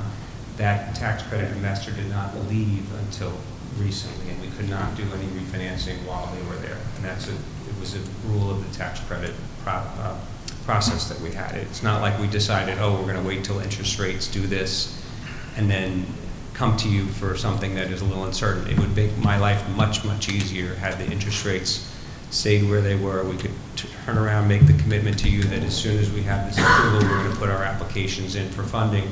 Right now, the interest rates have gone up probably almost 2% since we started these discussions, and that makes it almost impossible to get us enough money to do the repairs that we're talking about. And we can talk further about it at the next meeting and at the private meetings, we're not in this as a cash-out situation. We're in this to make the building a long-term viable asset, which it's been for many years here. This is the 17th year we've been providing affordable housing for the community and for the people that live there, and we intend to continue to do that, although our right would be to let those things expire, go to full taxes, go to full rents, and that's not what we're looking to do. We know this is a community benefit, and we want to make sure that this community benefit is solid and substantial and long-lasting through the periods that we need. Well, I just want you to remember, you said it was the building that you're involved with. For us, it's the people. So they have to be, taken care of first. I get what you're saying, and I understand it. I would welcome you to Yes. come to the building, and you will see. I've been there numerous times. I'll come Great. again, though. Yep. Excellent. Thank you. Thank you, Mr. Redding. Okay. Thank you. All right. Thank you. Ian, Uh, how's your mother doing? Really, Brian? She's doing well. Good. Thank you very much for asking. Okay. Thank you. All right, I'm just going to maybe move it a little quicker. Yeah. All right. So next up, a discussion around Roundbell Rural Cemetery. The funding request, Mr. Gaba, basically the gist of it is we can make a donation. I suggest $1,500. You guys okay with that? There is one thing. Louise sent me an email just before, a couple hours before Right. Okay, I the didn't know meeting. that. She said she has some recollection that the last time around, you thought the amount might be limited to $1,000. Well, I asked the supervisor after that. He said he thought it was $1,500. I don't know if, Greg, can you check when we did this with the prior attorney? Because we couldn't give $3,000. There was only a certain amount we could go up to. I can see if I can find the agenda that was on in the last portion of the meeting where Mr. Nugent would have given us advice on that. Or the resolution, because we did it, so with the What was resolution. $1,000? I believe it was 1,500. $1,500. It was 1,500? I think so. Yeah, everybody okay with 1,500? 1,500, John? Carl? Yes, I'm fine. Okay. Next up, discussion of using the rec center sign for the Veterans Committee. Wait, Becky said has a question. Is there a resolution for this? No. So Is there a what resolution we for it, Greg? doing is that Next meeting? Next meeting, okay. Greg, resolution for the next meeting for the 1,500. Bring your minutes. Okay. Next up is discussion of using the rec center sign. And Brian, just keep using it like we've been using it? Yeah, that's it, just announcing meetings. It's a public meeting, and that's what we need. We're good with it, the way it is? Yeah. John, you good with it? Yep. Carl? Yes. Nope. Come on. No. The policy states it's for the rec center only, and I think we should abide by the policy and not let anybody else use it because it's a rec center sign. Okay, so, continue what we're doing. Yeah. Okay with it? Is there- All right, so close that one out? Just close it? Yeah. Close it. Discussion of blasting permits, table that to the next meeting? Please. Greg? July. Discussion of financial disclosure, Louise? Let's see. Oh, and let me see if I can get my computer back up for the form itself. Becky, you have the form? Is it back up? Yeah, let me see if I can get it. I'm just going to refer to the form, but I have to find the form.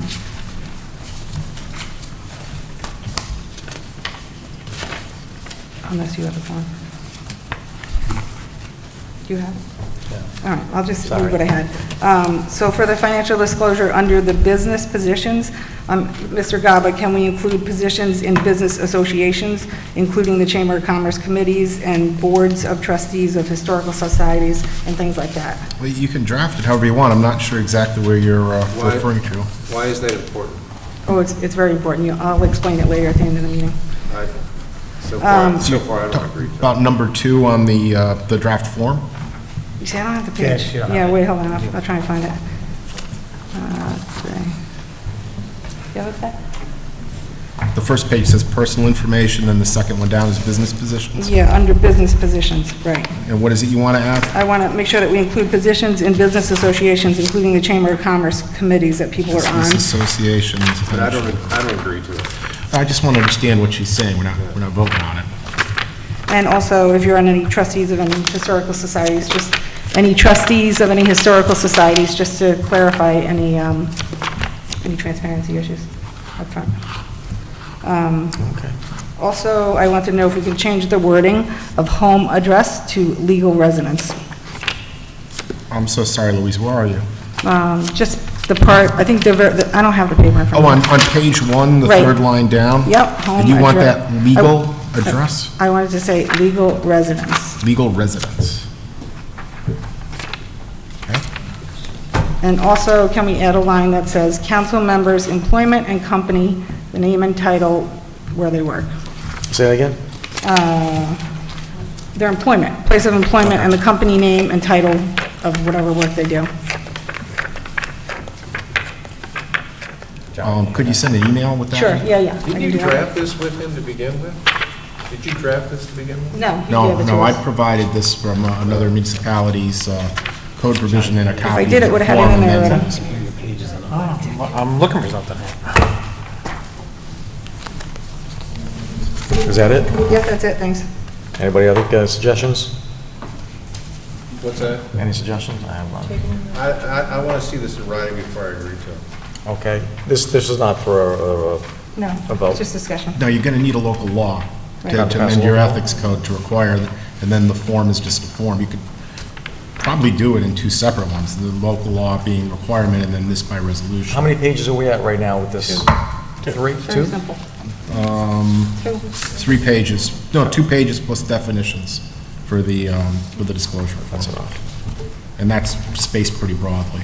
So Greg, work with Mr. Gaba, we'll table this to the next meeting, and we'll have the final draft the next meeting, and then we can set the public hearing at the same time. So table this to the next meeting, and then prepare to set the public hearing for August. Next up is discussion resolution accept date for highway materials. Everybody okay with that? Carmine, is it good? Yes. Okay, I'm good. Next up, discussion resolution accepting the independent auditor's report for the year ending 2022. Everybody okay with that? Good. Yes. That's going to be consent. Same thing for Justice Court, number 10, consent. Good. Next up is discussion of stream update on Water District Extension, Continental Commons. So, Mr. Gaba, can you school us on that? Yes, I had a conversation with Paul Bozick recently regarding the capacity for the Blodgett Water District. As I'm sure you all know, the Blodgett District gets its water supply from the village under contract. Under the contract, the maximum amount of water is 700,000 cubic feet per quarter. And when Paul, with some help, ran the numbers on what your current usage is for the district and factored in an estimate of what Continental Commons will use if and when it's built out, you come up with a quarter 707,822 cubic feet of water. You're short 7,822 cubic feet of water per quarter, as I understand Paul's memo. So, you're going to have to find another source of water for the Blodgett District. You could contract with the village. They may be willing to sell more water and hopefully on the same terms. There is, as I understand it, a water supply across the street from Continental Commons. If you wanted to build a line underneath the roadway, you could possibly provide water that way. Hold on. That's a change in the planning. Contract with village, I get that one.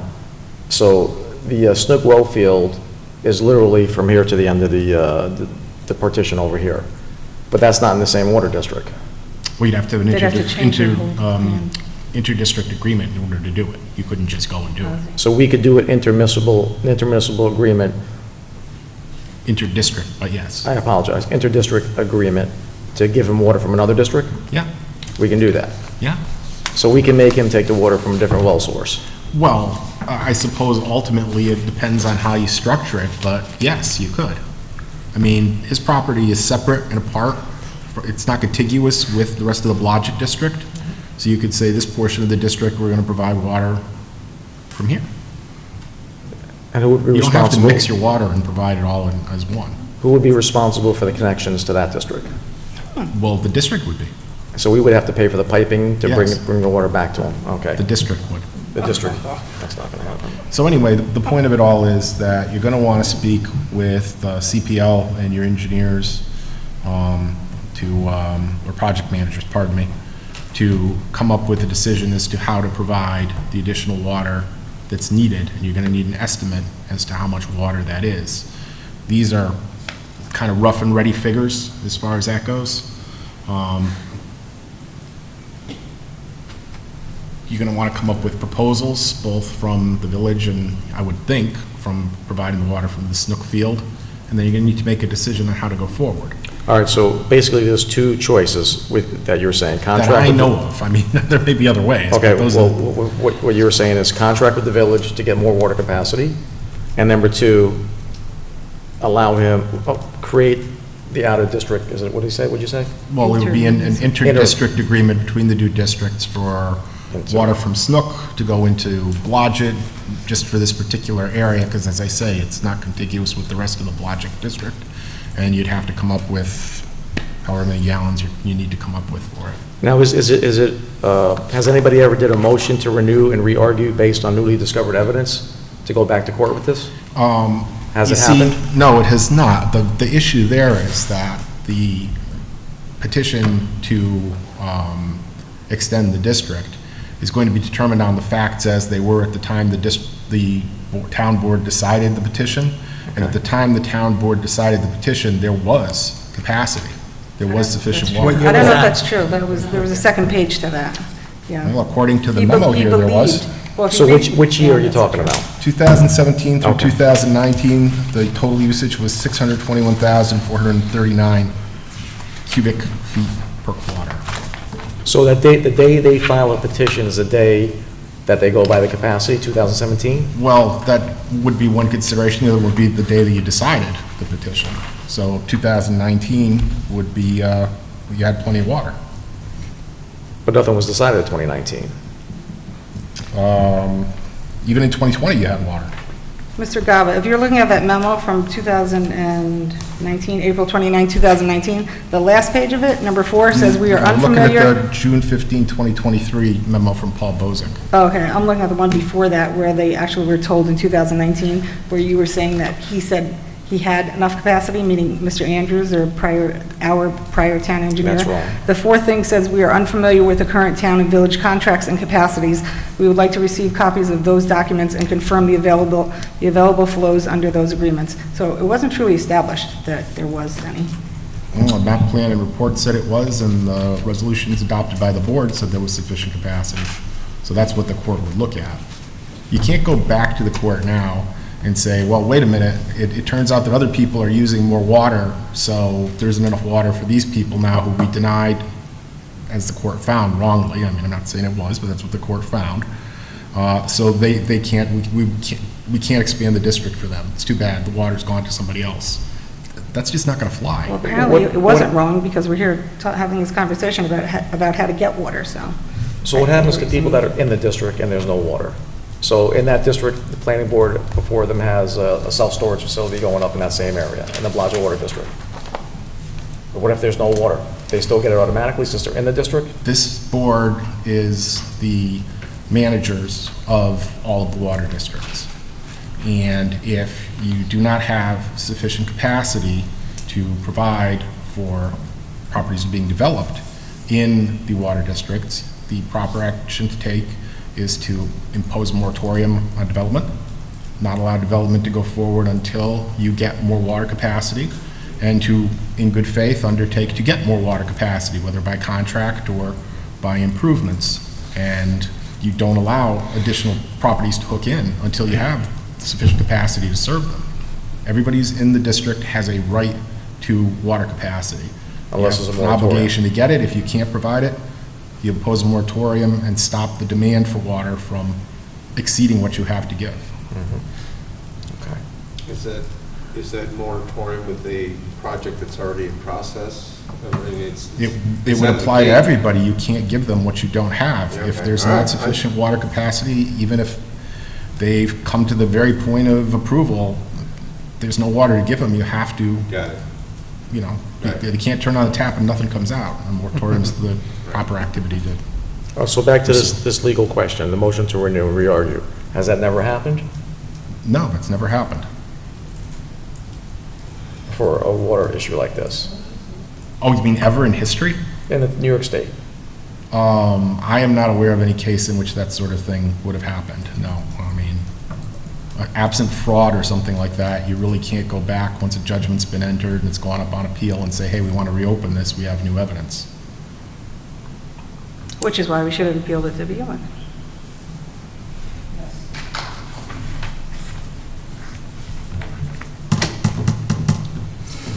And now we sit trying to figure out how to give it to the developer at the cost of the citizens.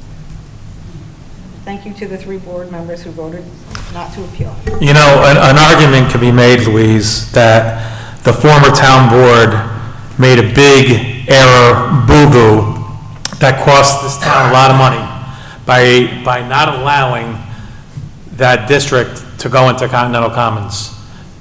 And that's as per the judge's comments in her decision. So now you're going to sit here and say, oh, well, there's no water, that's too bad, you know, tough nuts. Okay, I didn't say tough nuts, and Well- I didn't say what you said, but I will say that our decision was correct. The prior board with our prior attorney was correct. And you can make whatever weird noises you want, but I'll finish my sentence. And if the judge had understood that there were 2 separate boards with different people, I think she may have understood it a little differently. But you chose to make that decision not to appeal it. If we did appeal it, we would have been able to figure out a solution not costing the taxpayers money. So Louise, there was no meat on the bone to appeal.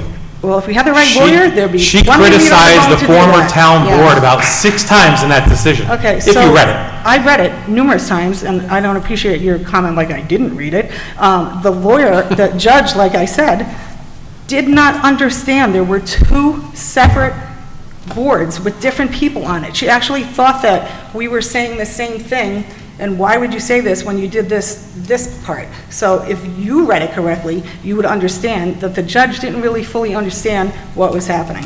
So here we sit again. Well, I mean, an election doesn't matter. The court case was already engaged and the decision came down, and this whole issue was certainly one I didn't want to get involved in because of the 2 sides hating each other and fighting each other continuously. But it came down to us, do we spend more money of the taxpayers' money? And I understood if we did an appeal, it would end back in the same decision, correct? No. The board made a record when it decided not to extend the district, when it decided the petition the first time. Right. As part of that record, this board found there was sufficient capacity for the water. You should say to the serve. majority of this board, not the entire board. Yeah, 3 people on this board, not the entire board. The board who voted Thank you. to deny the petition was, I believe, a unanimous vote. Oh, I thought you were talking about the appeal. No, The one to deny it, I'm talking yes. about this board. Actually, there was 1 person missing, and the supervisor had abstained, so the majority was, yeah. Well, that's a relevant point. Thank you for bringing that up. Yeah. The board voted to deny the petition. Right. In which it had to make findings as to why it was denying the petition. And what it did not find was that there was not sufficient capacity. In fact, it found there was, based on what's in the map plan report. The fact that additional users have used more water since that time is not going to be a basis to go in and reopen that decision. Okay, so also, just so So you if know. you had appealed, it would have made no difference. Well, it wasn't just the water. Did you hear that? Did you hear that? I can That's hear him. tens of thousands of Brian, I can dollars hear him, and I'm just speaking, so for if the you can hear sake me, I'd appreciate that you of don't speak over me. trying So, to Mr. do Gaba, whatever the it is rest of just that wasn't gonna happen. decision, Come on, guys, point of order. the rest of that decision was that there were too many unknowns. It wasn't just the water capacity. Only regarding the It- lines, it not wasn't- regarding capacity. No, it was regarding the unknowns of what was underneath the ground that didn't have any as-built plans that we were supposed to just take over unknowingly without the health department's approval, which we still haven't even gotten to that point yet. We still have to address the capacity, but it was that point was why we said no. So we haven't even gotten to that. Now we're just trying to figure out the capacity stuff. So again, I will say the 3 people on that board made the right decision, but here we are today trying to figure it out. So we'll have to look into your suggestions to figure out where we go from here, and hopefully it doesn't cost the taxpayers money. So, Mr. Gaba, when the, Court order is a court order. when the applicant comes, when does he have, health department, I don't even know where he's at with that. When do we have to have this ready? I'm sorry. When is he ready to have the water ready to turn it on? When is that going to happen? Well, he'd have to complete the site plan, and then he would have to complete the work that he needs to do as far as the lines for the connection. So there's a lot of engineering proof that has to be submitted both to the county and the town before they would be allowed to connect. So he would have to have health department approval prior to any connection. Oh, no question. Yeah. That's the second part, Ozzy. Exactly. That's the unknown part. Yep. So when do we have to, when do we have to give him the water? Once the connection to the property has been approved. Okay, so then when should we schedule this out to figure out what we got to do? How do we time this to get this done right? Well, you're going to want to move forward as soon as you can so that hopefully you don't have to impose a moratorium. And then, if it turns out that you do not get the work in place before such time as there'll be a demand for the water, you impose a moratorium. So what's the next step that you suggest we take? Well, you're going to want to have more than, the one-page memo that you have laying out your options as far as how to provide additional water to the Blodgett district. And Yeah, then I you're don't going to want see- to have a cost estimate as to what either of them would work out for you. And So you we make need a some decision. engineering work, we need a whole process in place, it's got to be. The problem with the problem going to the Snook well field is the pipes are not readily available. They go to the Merritt Boulevard and then they come back. And that's going to be like probably hundreds of thousands of dollars to look into that one. understand. So that one, I don't see that being feasible. The whole thing. And the only other thing I see is to ask for more water from the village for this water district. That would be a good place to start. Okay. And what if the village says no? Then you have to explore the other options that you have. Okay. So when would we know when he's getting close to getting health department approval? Well, I would think after he got his site plan finally approved. Okay. Louise, any other questions? I mean, we had Paul, another, well, we didn't get up to it on the agenda yet, but paying Paul is not something that makes me happy, because this is their project that they have to figure out how to do things, so that's another issue, too. Okay. Thank you. All right, next up is the discussion moratorium and self-storage. What do you do? Close it or table it? You gotta figure out a solution. Second meeting of November. Okay, thank you.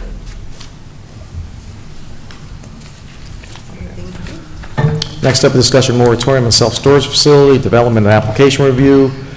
Me and Carmine ran into each other, and we spurted this out at the same time. People complain about too many self-storage facilities, and, what's that? There was 4 on the planning board agenda. the last Yeah. meeting. It was So crazy. we might want to slow down these self-storage facilities until we get a better grasp. You guys on board with this? Oh, absolutely. John? Yep. If I may say a couple things. So I see we have several self-storage facilities in the town right now. There was 4.3, as John Cantor told me. I don't know how he came up with that ratio, 4.3 on the agenda. Well, let's just say 5 additional. I think part of our comprehensive plan, I don't think we want to see 10, 20 self-storage units in Fishkill. I think the overall look and appearance of our town, I think we should, look at this, see the overall view, see if it fits in our scope of what we want to see and long-term of our town. So I talked to the supervisor, and we put this on the agenda. So I think this is very important. We're going to ask the assessor to tell us how many we actually have. Yes. Yeah. I think this is very important that for the future of our town, we look at certain projects like this and make sure not we're overdoing one thing. We're just going, if we can ask the assessor, Ozzy, how many we Yes. actually have currently, would be. Give them a call. Send them an email. There we go. Okay. So, Mr. Gallo, how do we set this up? I'll prepare a local law imposing a moratorium. The board can adopt that local law. You'll have to hold a public hearing on it.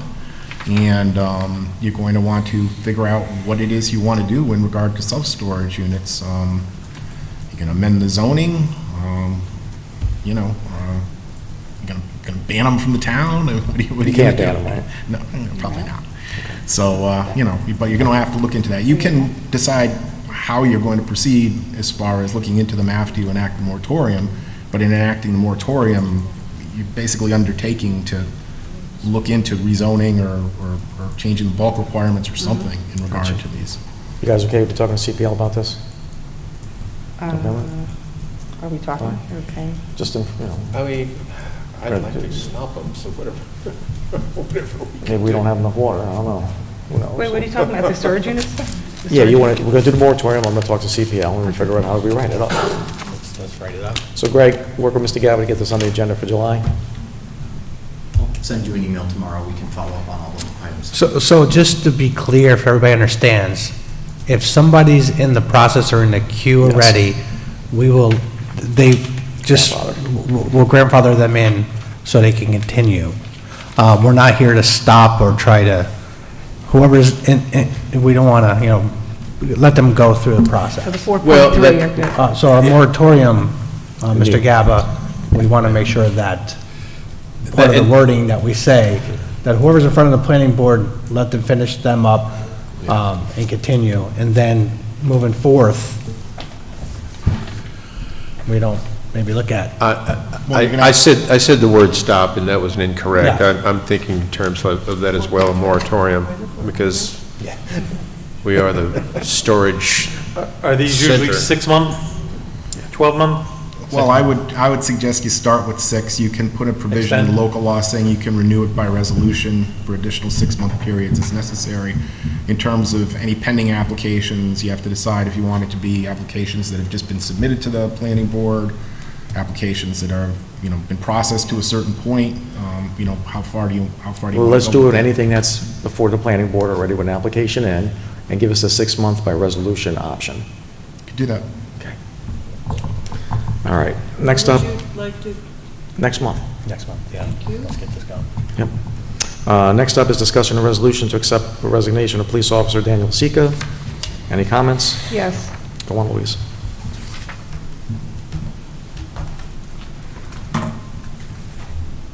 At our meeting last July 20th, 2022, the chief came before us requesting that then police assistant and former cadet Daniel Sika, who advised after I asked him what his future aspirations were, and he said he wanted to be a state trooper.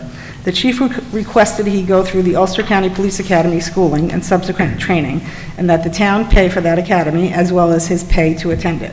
I went back and watched the meeting, and during the meeting of our discussion about it, Councilmember Foreman said if they leave, we need to be reimbursed. Even Councilmember Rye asked about the contract and if we would get paid back by the candidate if he left. The chief stated that was his understanding, yet no signed agreement that night happened, and no one ever signed it after that. So the supervisor stated if it didn't work out, we wouldn't do it again. So here we are less than a year later, and Daniel is leaving to attend the State Police Academy. I'm very happy for him and wish him good luck at the academy and a safe career. However, $33,498 later of taxpayer money was spent on the academy, his pay, and travel, and we will not get reimbursed for it, because the board was duped, in my opinion, and we should not do this again. If someone wants to be a police officer, the proper way to do it is to take a police test through the county or villages and towns or NYPD or the state police or any other large municipality that offers a police test. We need to hire people who will stay, continuity, reliability, stability, and retention. And I hope we can find more candidates like the one that was on the agenda tonight that came before us, who has prior police experience and will be an asset to our town. Good. I think since we are going to be negotiating a PBA contract, some wording in that contract regarding this type of a program is probably worthy for discussion. Right. I would agree with that, and I'm, obviously happy for Officer Sika and his acceptance into the state police. And I remember, he's reportedly been a great officer. He goes above and beyond. He's just all the things that you want. And he came through our cadet, program, and so therefore we honestly wanted to promote and encourage that participation. So, I have a little sadness about the departure, but I think that something that's firmly written might be helpful to give us guidance going forward. Thank you. I'll wish him well. Hopefully gets stationed down here and has a healthy career, and when he retires to come back here. Next up is number 14, discussion of merging highway, put that for consent? Yes. Number 14, discussion of merging highway department and buildings and grounds and parks department. Been working with Carmine on combining these two departments, and Carmine, can you give us a reason why it's a good idea? Would anybody like to ask me any questions, or do you want me to say what I have to say quickly first? Is that Why do you okay? want to do it, Carmine? Do you make your little statement? Yeah, so I look at efficiencies, which way we can do better, maybe to work things, to give a value add to our residents. I don't like to use, money savings. I think anything we do can be a lot of value add. So incorporating of the buildings and grounds with highway, and I want to be clear, this will not eliminate any positions, okay? That's my goal, is not to eliminate anybody's position. Our goal is to have such benefits will include cost savings to increase quality of services to the residents. Okay, that's the goal. Quality improvements that will save time, improve our parks, roads, and increase our labor power for snow removal and other operations. It will also enhance performance and efficiencies throughout the town of Fishkill. Operational efficiencies identified, like shared operations. Give you an example, mowing practices, for example, instead of 2 separate crews, we will have 1 mow crew, okay? Using the same administrator, sample, building and grounds has no administrator, highway does. Becky actually is kind of answers the phone calls for buildings and grounds right now. Yeah, the town clerk's office. Yes. Handles. Using the same mechanic for, example, buildings and grounds does not have a mechanic, highway does.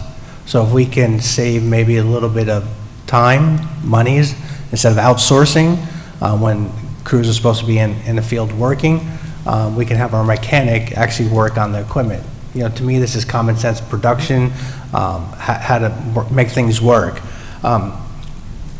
Conclusion, the quality of service will increase for residents. No more duplicate of services. More promotional opportunities for the Buildings and Grounds Department and Highway. I'm going to build a structure where there's going to be options for people within the department to grow.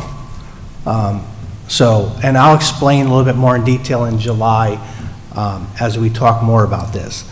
A larger pool of employees to grab during major snowstorms and natural disasters. So if you merge the two, you would go from maybe potential 12 or 13 guys to 19 or 20. So you have more of a pool to actually take from that department. Better communication and clarity in planning between highway and buildings and grounds. We will reduce unnecessary cost. Clearer department roles and responsibilities.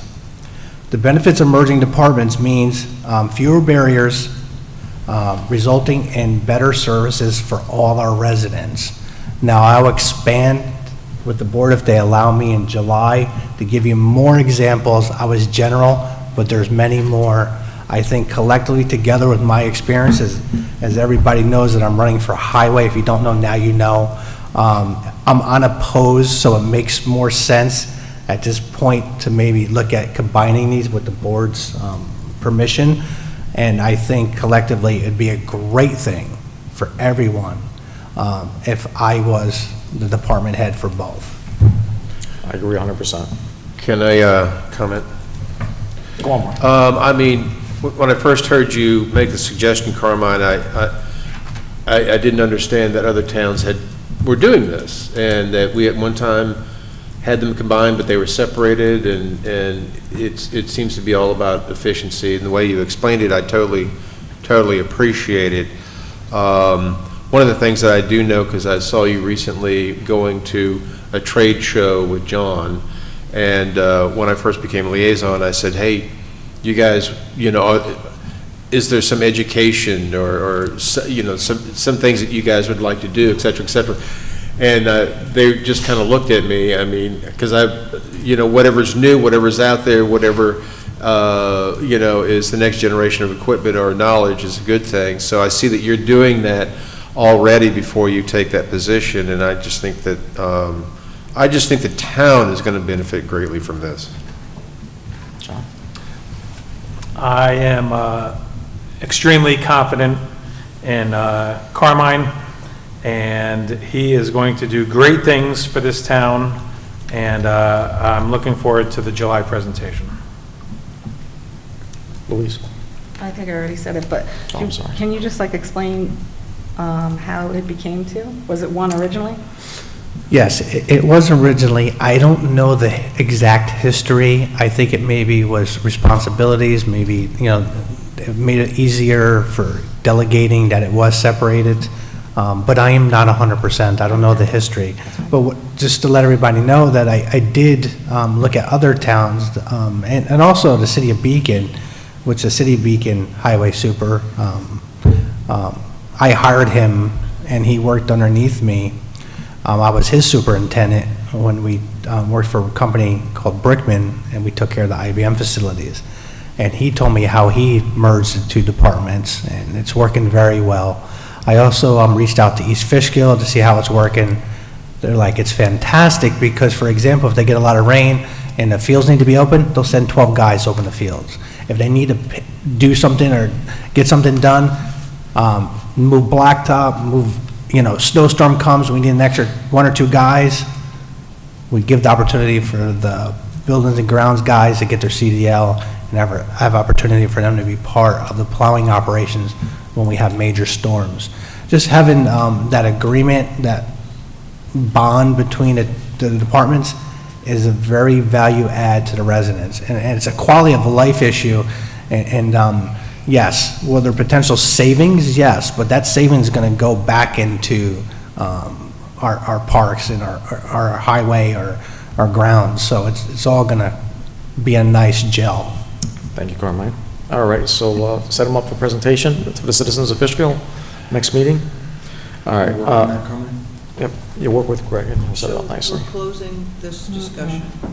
Should we close it? Because Or? you're going to make I don't know, do you want to just table it towards because you're doing the We'll presentation? table it to October, and table it to October, it's early, we'll just move it forward. All right, next up, discussion. So am I doing the presentation in October? No, next week, okay. next month. Next month. So this will be separate than this. Okay. All right, next up, a discussion resolution to hire recreation staff. Everybody okay with that? Yes. Consent. Number 16, discussion resolution to appoint Jesse Taylor as part-time police officer. Everybody okay with consent on that? Yes. Next up, discussion resolution to appoint Cassandra McCall as police assistant. Everybody okay with consent? I have a question. Go on. Since she said she worked 30 years for Emory Webb, I just wanted to ask Councilmember Foreman if you ever worked with her. Yes. So do you have a conflict? What's your relationship with her? How would I have a conflict? That was my question. I know, you, I'm asking you. Her. So I'll just say it again. So yes, you worked with her. She Yep. said she worked there for 30 years. Yep. Now she's getting a job, and I'm asking you if there's anything you have with that relationship that would be a conflict for her to now have this I already job answered in your the town. question. Excuse me?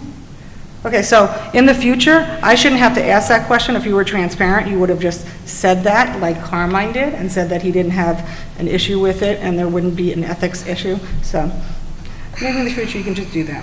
Put that in consent. Number 18, discussion resolution to hire sports director for summer camp. Everybody okay with consent? Yep. Okay. Number 19, discussion resolution to introduce and send public hearing on the draft, the tree felling local law.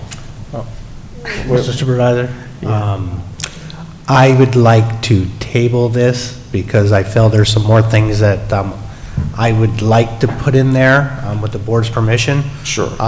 Example, I listened to Councilwoman Daniele, I listened to John Cantor, I looked at what Mr. Gavis sent me, a couple of things that Mr. Cantor and I sent back and forth with each other.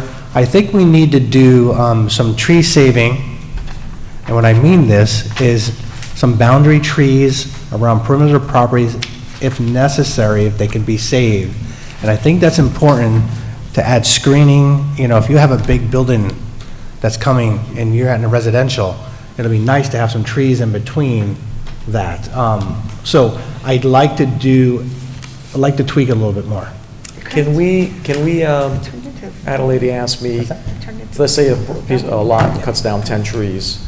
Can we make them put 10 trees anywhere else in the United States? Is that permissible? I'm just asking, this lady asked me, I'm asking. No, that's absolutely true. You can do that, and some municipalities do have code provisions that say exactly that. It makes development much more expensive. You have problems with enforcement as far as planting the trees and having them remain alive afterward. There's a lot you can do in terms of tree preservation. Carmine, I understand what you're saying, and if that's what you want to do, that's just fine, of course.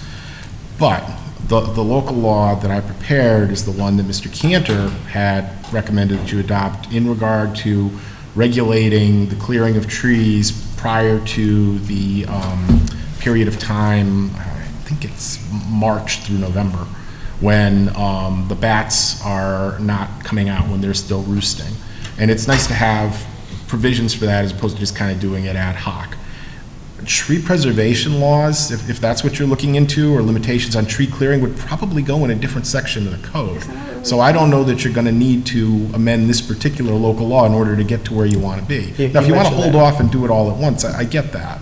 Yes. But I'm just saying, if your concern is, gee, I may want to add provisions to this particular local law, I think you're going to find out that what you're talking about is going to go in a different section of the code and is going to require a different local law. And you mentioned that when we first started talking about this. Well, there was some discussion about forming a committee to talk about tree preservation, and it was just kind of left at, let's start with this. I think we have tree harvesting. I know that's another part of the code. I think if we're going to rehaul it, let's look at it as a whole, and let's do it right.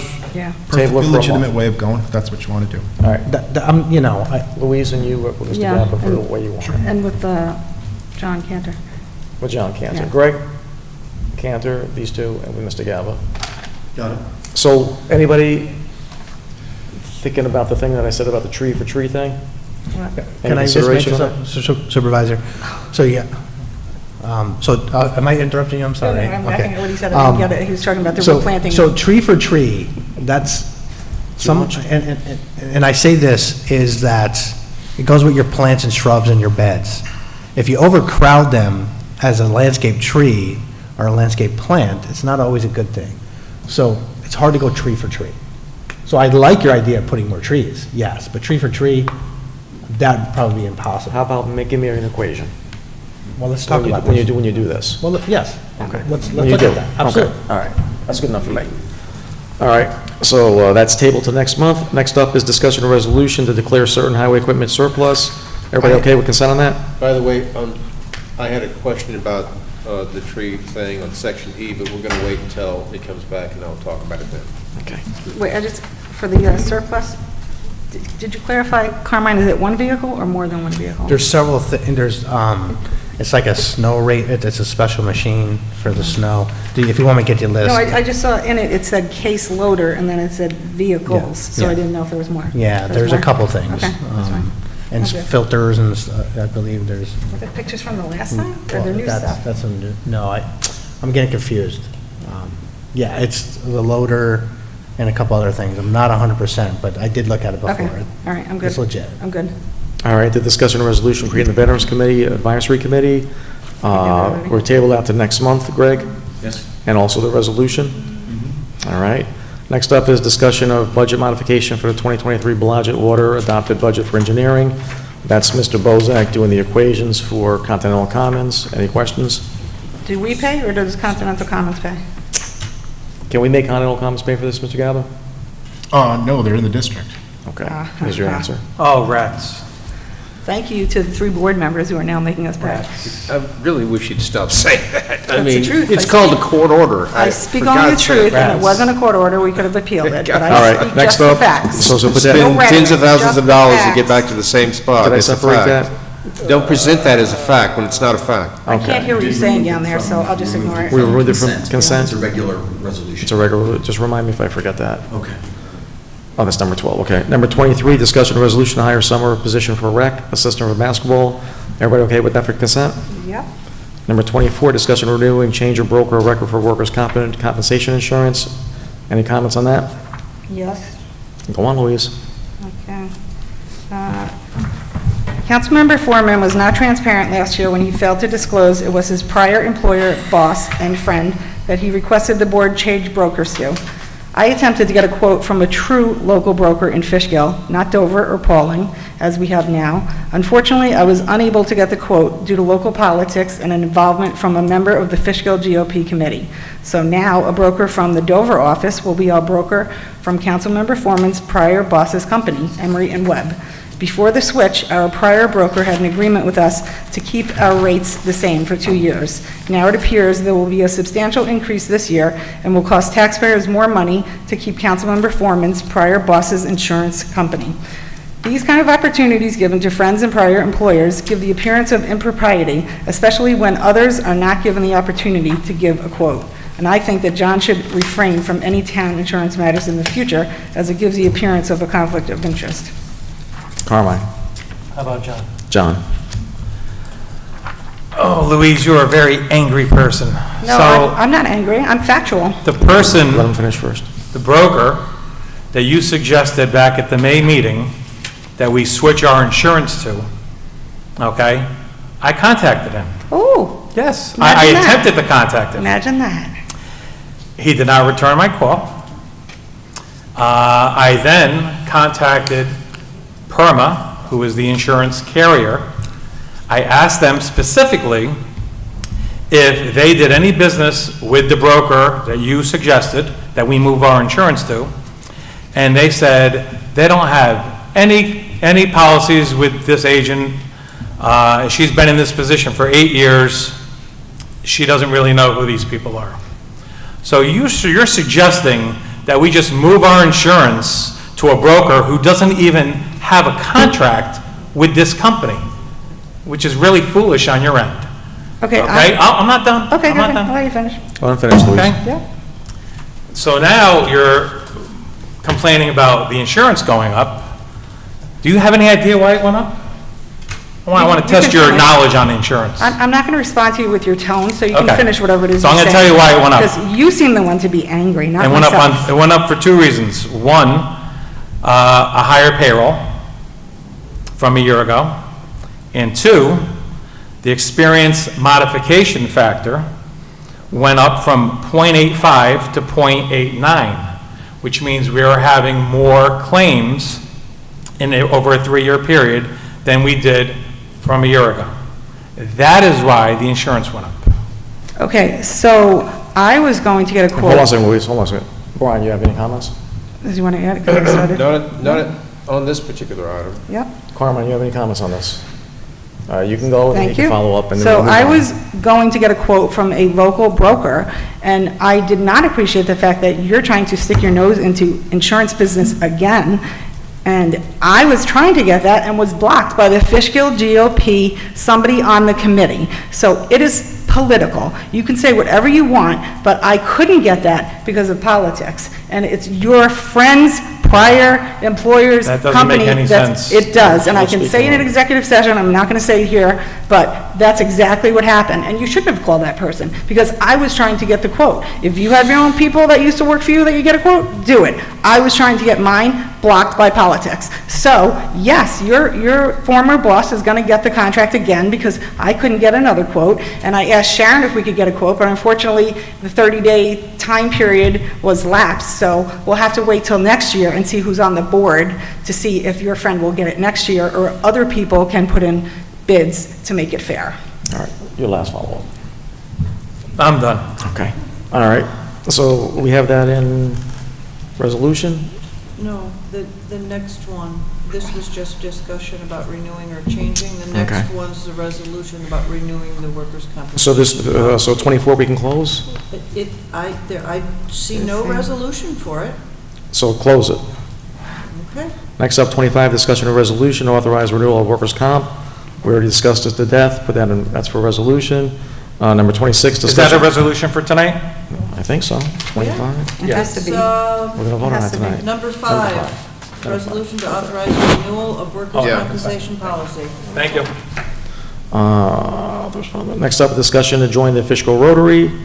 I put that in there. I learned to work with them a couple of town cleanup days. They seem generally concerned about the residents of Fishkill and our quality of life, and I put that as a motion to join them. Any Second. comments? I have a comment.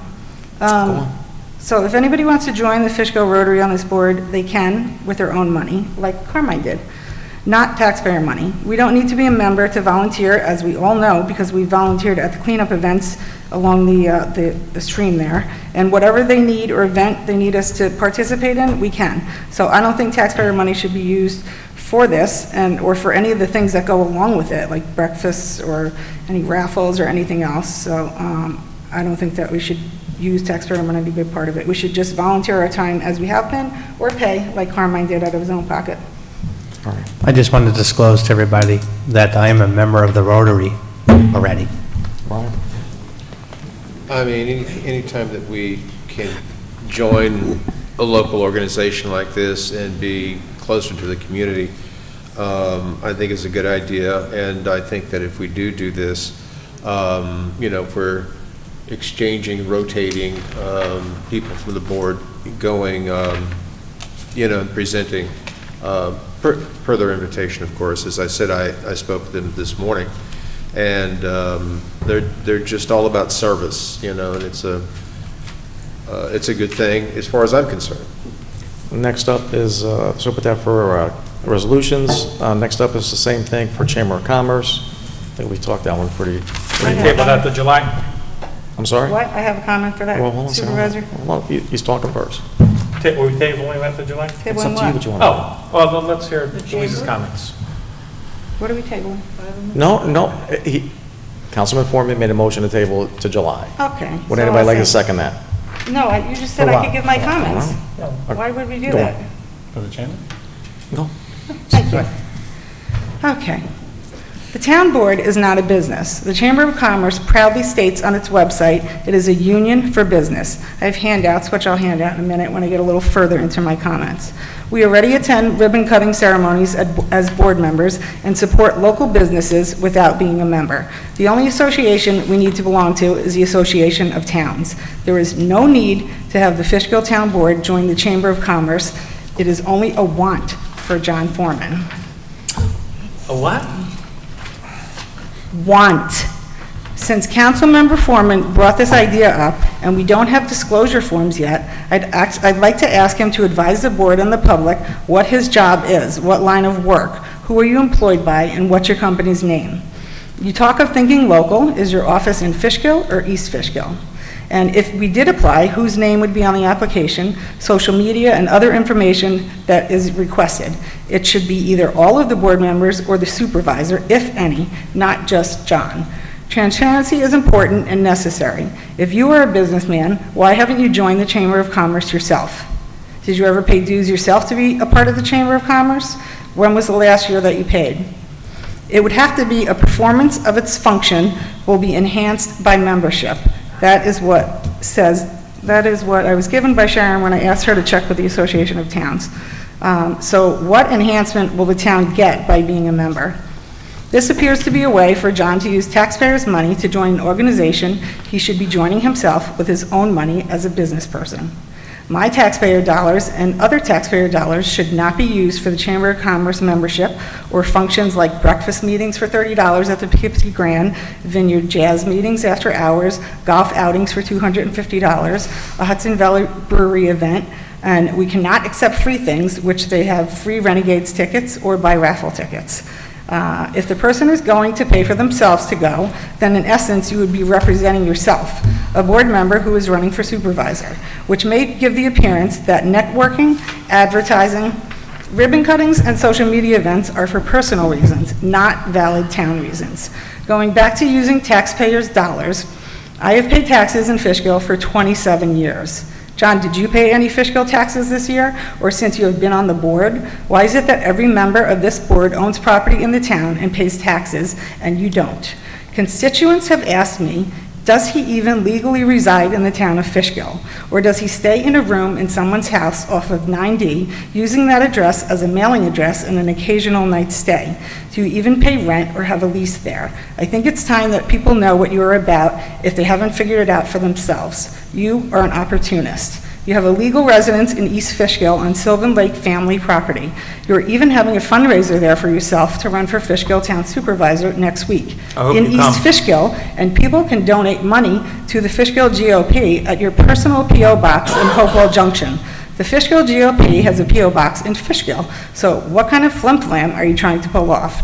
In my opinion, the application for the Chamber of Commerce is for you to get a free membership, to network and meet people and businesses, to ask for donations for your political run for supervisor, and potentially offer more contracts or broker policies to people you know or who are your friends or affiliated with, like you have done with your prior boss at Emery & Webb.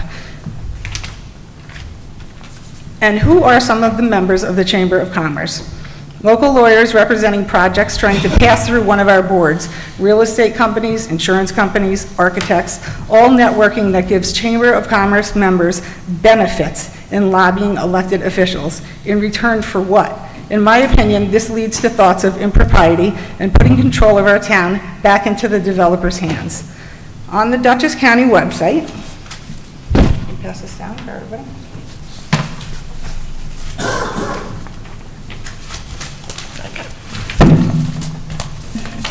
Yep. No, there's 3 pages for each. Oh, 3 3 pages for pages. each. 3 pages for each. How do you mix it up?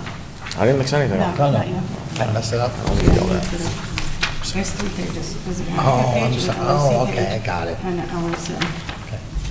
Can you fix that? Yes. John, I need another copy, please, he just threw his out. Oh, okay. That's okay. I don't really care. Here's a copy for you, Becky. And here's a copy for our attorney, if you would like one. Okay, so let me go back to where I was. On the Dutchess County Chamber of Commerce website, it actually says, we, on this page right here, are the union for businesses. Read your advocate paragraph. It's fully highlighted in green that I highlighted for you. Working relationships between representatives at all levels of government and members benefit from those relationships on a daily basis. I'm not making this up, it's in black and white. We are elected officials and should not be on a board that caters to looking for a solution to expedite the building process, to create tourist attractions in Fishkill. You can read the items of interest and support under county, local levels, under planning board, which is on the LAC page, which says there is actually a legislative action committee. There are investigative issues of concern to the business community and make recommendations to legislators regarding actions they should take. It actually states, for the town of Fishkill, they support Continental Commons project. I read all about the Legislative Action Committee, and I saw the Continental Commons previous attorney from Cuddy and Fetter is a member of the committee. Under her name, you can see, I circled it in green, I was surprised to see that council member Brian Rye's name is on there, as he is a member of the committee. Carmine, you didn't state, but were you previously a chamber member? Yes, I just, for transparency purposes. Shame on you. I've been a member of the Chamber of Commerce probably about 8 years ago. I was a member for probably about 12 years. Okay, so Carmine, that's very rude. So Carmine has already admitted he used to be a member of the chamber, but is not anymore. The supervisor and I do not own businesses, and apparently Brian is an active member.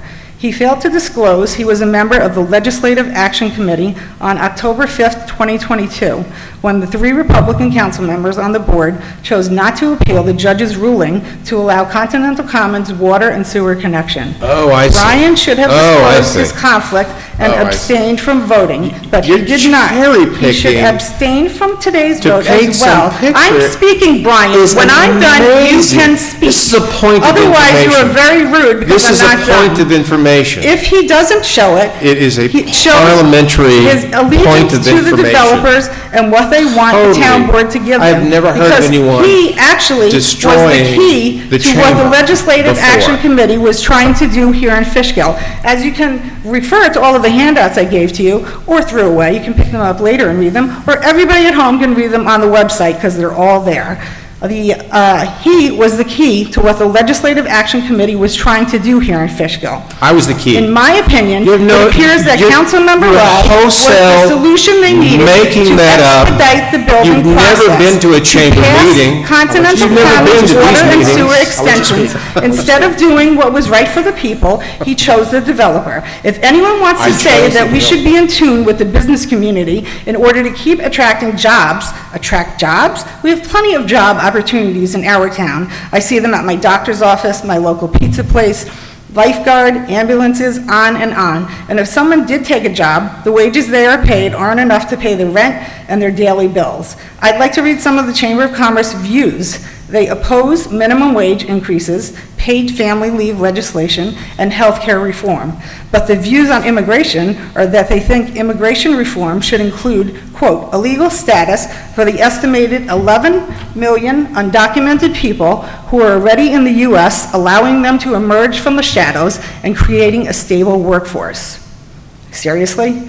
So you aren't looking to find Fishkill residents who are citizens jobs. Instead, they are trying to legalize undocumented people, possibly those coming from New York City maybe? Quite the opposite of what we stood for in last month's press conference with the county legislator.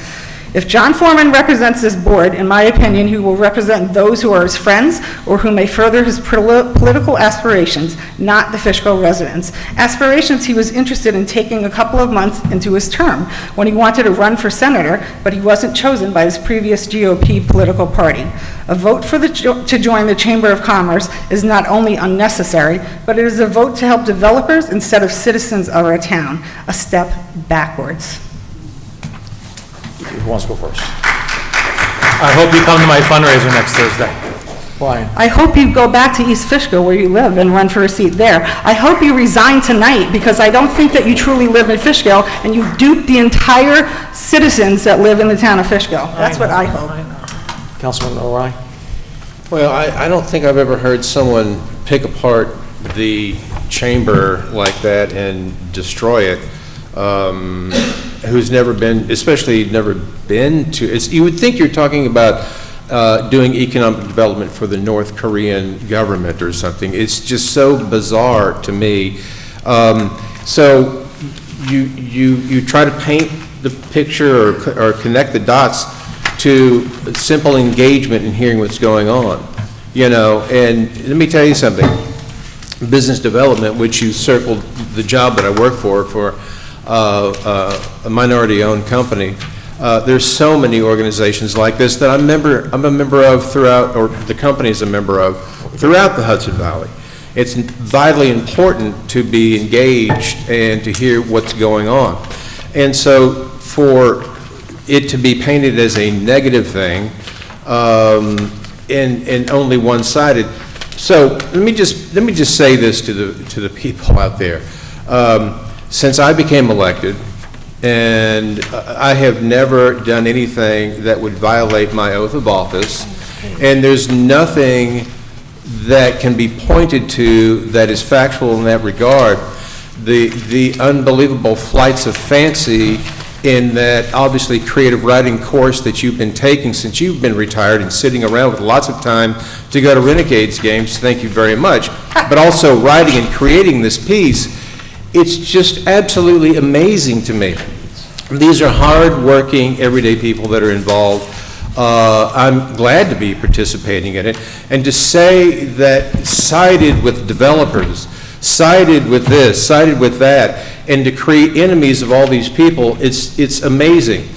It's good that you don't join. I mean, or should this body decide to join, that you don't participate, because you miss the whole point of it, okay? And as far as any particular developers that I may know, you're sitting next to them, okay? That's it. And that's all. In fact, I had invited guests into someone in this room that's been in my house, and we have written petitions against developments, 2 of them as a matter of fact. So you know, it's just amazing to me how you will go and try to politicize, and this is an election year, and we're using this platform to destroy candidates and create an atmosphere and put a cloud over someone, and truly you should be ashamed of that, because that's all you're doing is campaigning right here against your opposition, and you should be ashamed of that.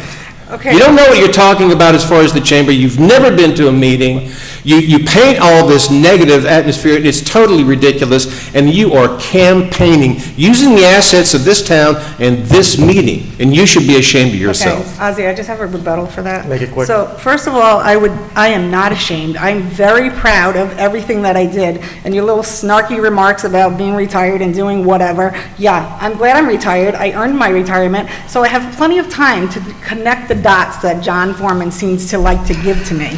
So, I reviewed the October 5th, 2022 meeting where Councilmember Rye, Foreman, and Isfan approved the Water Sewer District Extension connection for the Continental Commons. Instead of appealing the ruling to overturn the prior board's decision, of which I was a part of and stand by my decision, nowhere in that meeting did I hear Brian Rye advise the board that he was a member of the Chamber of Commerce or the Legislative Action Committee. As our attorney advised us, you should advise the people on the board beforehand to be transparent. So he was not transparent. Well, because there's nothing about my involvement had anything to do with that decision. That was a court order.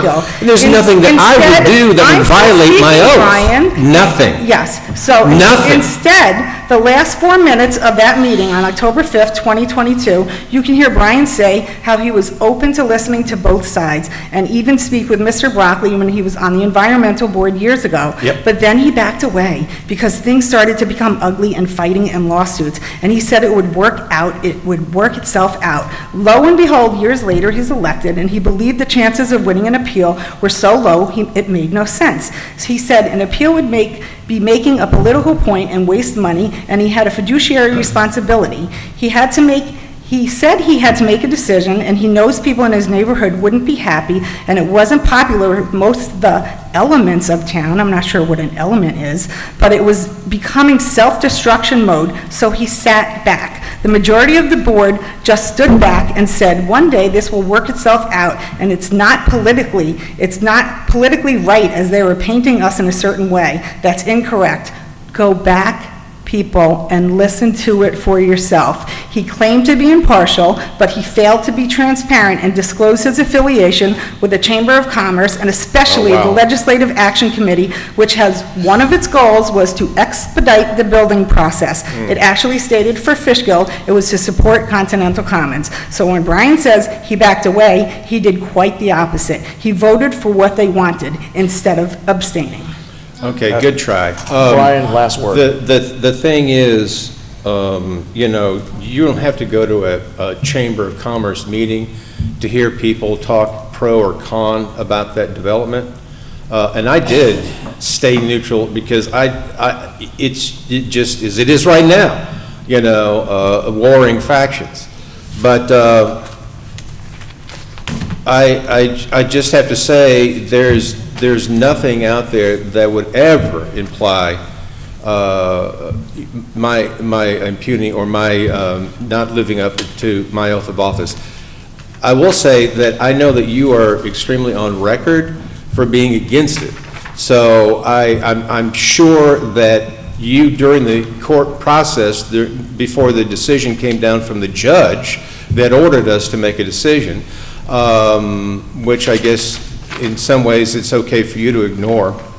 But did you ever remain neutral during that process? Or did you clearly state your opinion again and again and again? And it doesn't matter. I don't need to know your answer. Well, I'll just tell you, Brian, the thing is, it's just you asked a question. A political trickery. It just means nothing. It should I mean mean, there's something. no way anybody, and when it was brought up to me, when that issue was brought up to me, I told people I abstained from commenting on it. I would not participate in any comments whatsoever. I would not in any way discuss it because I took an oath to this town, and I live by it. And that's Okay, all there is to it. But you failed to be transparent. And as you were saying... Oh, I'm yes, transparent. you didn't tell the people you're on the political No, action it's committee. okay. Oh, that's okay. It is on Yelling, my LinkedIn I'm page, yelling which is and probably a part of where you got it also. That's enough. It's out there. That's enough. That's enough. It's out there. That's enough. Wait, I have to finish it. It's out there. No, this is the last It's time. totally out there. I didn't have hide told people that I am for Continental Commons.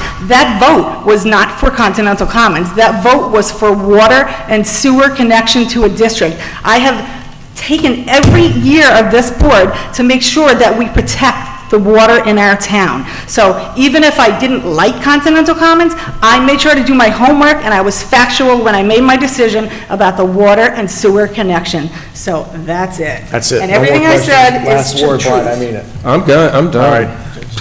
I'm sorry, John. Tom, done. John's good. Next up is privilege of the floor for agenda items, only agenda item questions. We're tabling this to July? I apologize. That's all right. Hold on. No, we're not tabling. It's on the agenda for a vote, a resolution. Oh, you're correct. Yes. I apologize. Sir? John, did you say table that? Brian, you're going to table? What? Why are we tabling it? Chamber? I wouldn't table, I would close it if you want to do that. Vote on it today.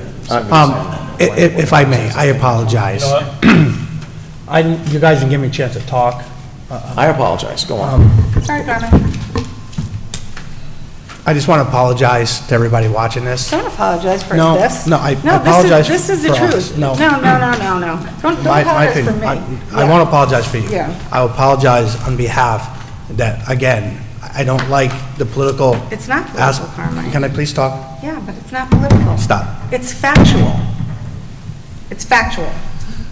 I apologize. First of all, I'm a man of honor and integrity. I was a chamber member for about 12 years. There is a lot of good things about the chamber. There's a lot of good things about a lot of organizations.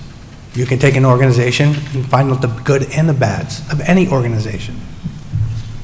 As a small business owner, I represented many people that thrived to pay taxes, to pay sales tax for our town.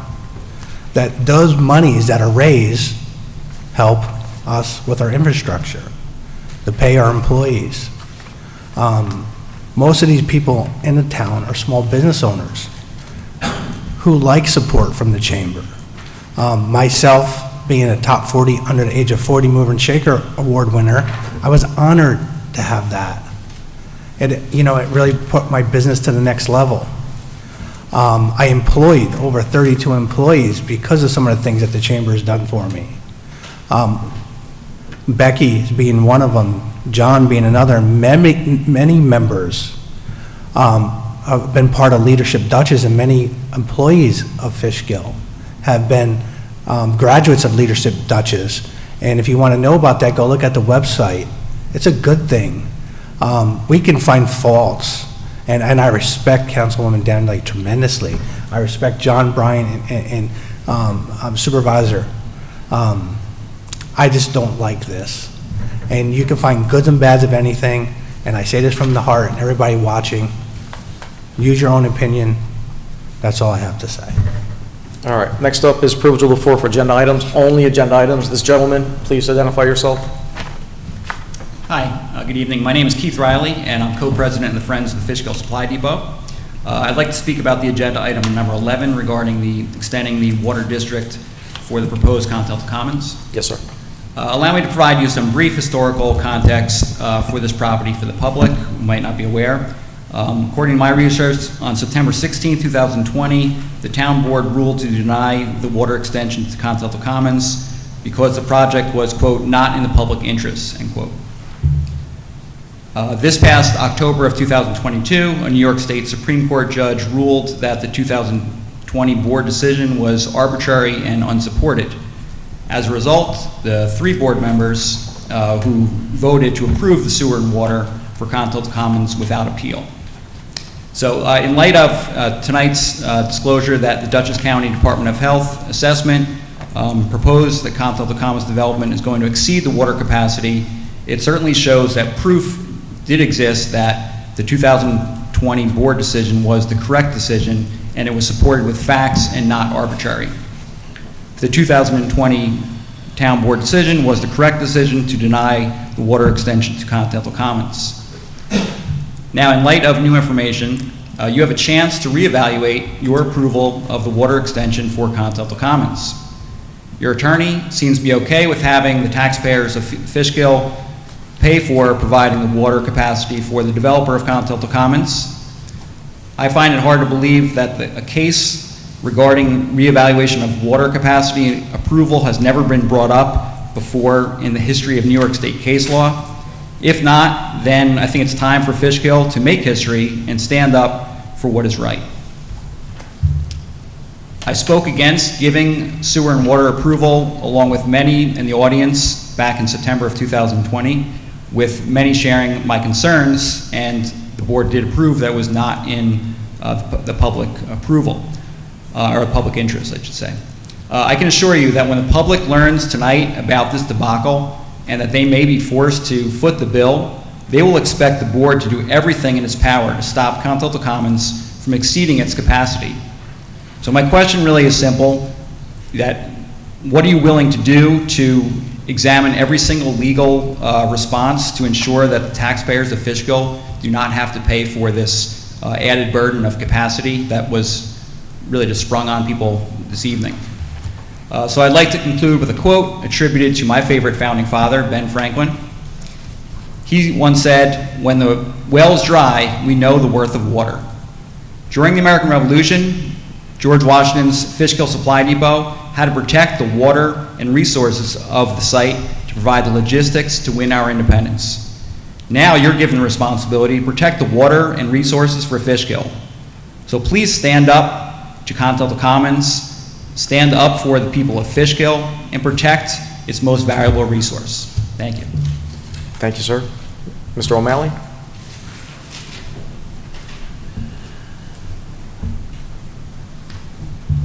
Good evening, Supervisor Albert. Good evening, town board members. Referring to ID 8496, the discussion of blasting, where actually there was no discussion. Months ago, I stood before the board requesting that there be a designated minimum distance from a resident's home if blasting was to be conducted. I was informed that an inquiry was to be made to the New York State guidelines regarding blasting. It now states in tonight's agenda packet that New York State does not currently have a provision establishing a buffer zone prohibiting blasting within certain distance from other parcels or structures.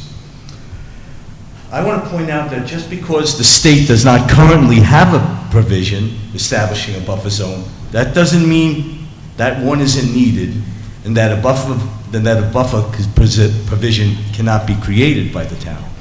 With each day, more and more businesses, development and construction is encroaching on Fishkill residents, close and almost on top of Fishkill homes in all town districts and building zones.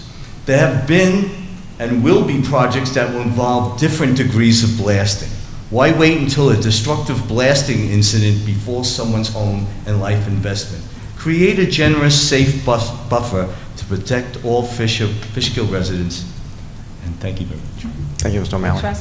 Can we do a minimum? Did we discuss this? I can't remember. Well, we discussed the minimum blasting range before, and when I spoke with building department, the issue came up of it depends a great deal on the strength of the charge. If you have a more strong charge, a larger buffer may be necessary, a lesser charge, a smaller buffer may be necessary. Coming up with those numbers is something that we're going to have to talk with CPL and the building department about and develop. We're in the process of doing that. Greg, you listening? Yes. Okay, so tomorrow contact CPL about the blasting and the charges. See if we can I've work been something talking out. with Joel, trying to set up a meeting with CPL. We'll get that done for July. Okay, all right. Greg? Email you and copy. That'd be great. CPL on it. That would be great. Did it skip right over in here? Did it just skip right over? Wow. It just came came Oh, it's like a bar. Everybody's got to go home. All right. Anybody else want to speak? Right, a bar, right? Still not 11 o'clock, guys. I'm gonna get this, we're gonna get out of here. It's like Resolution. turn on those bright lights to wake everyone back Oh. up again. I just wanted to make a comment on the tree felling. I know that you're postponing that. I think that I'm kind of tired of seeing biologically insignificant, a tree here, a tree there, when, you know, somebody comes in and does a project and it clears it out. So I would like to see biologically significant patches of trees.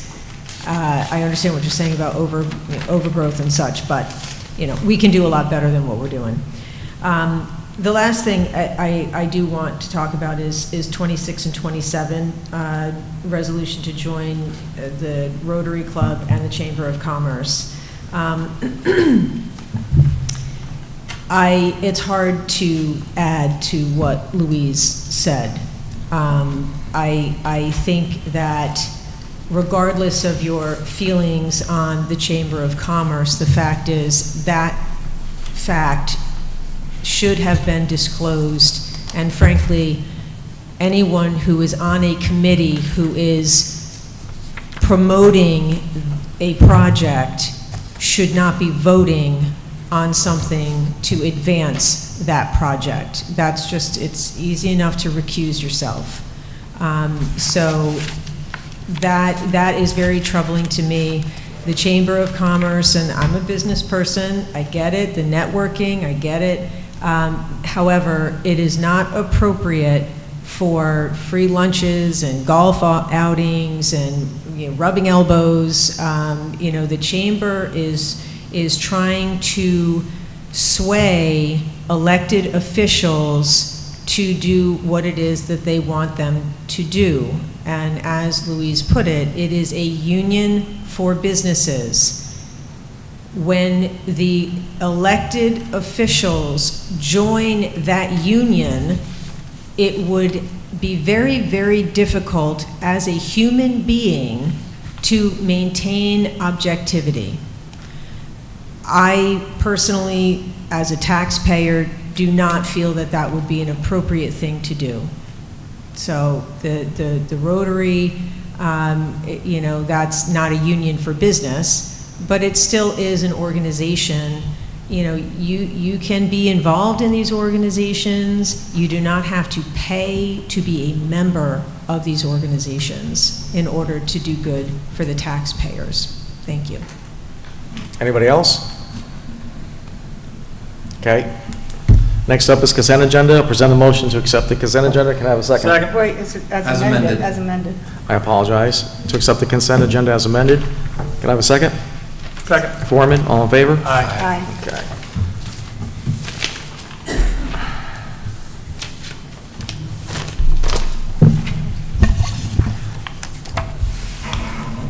So the first resolution will be the adopted budget for the water, for the engineering? Wait, Is that it, Louise? No. The first one is, well, I think you guys We switched it. moved 12 to resolution, right?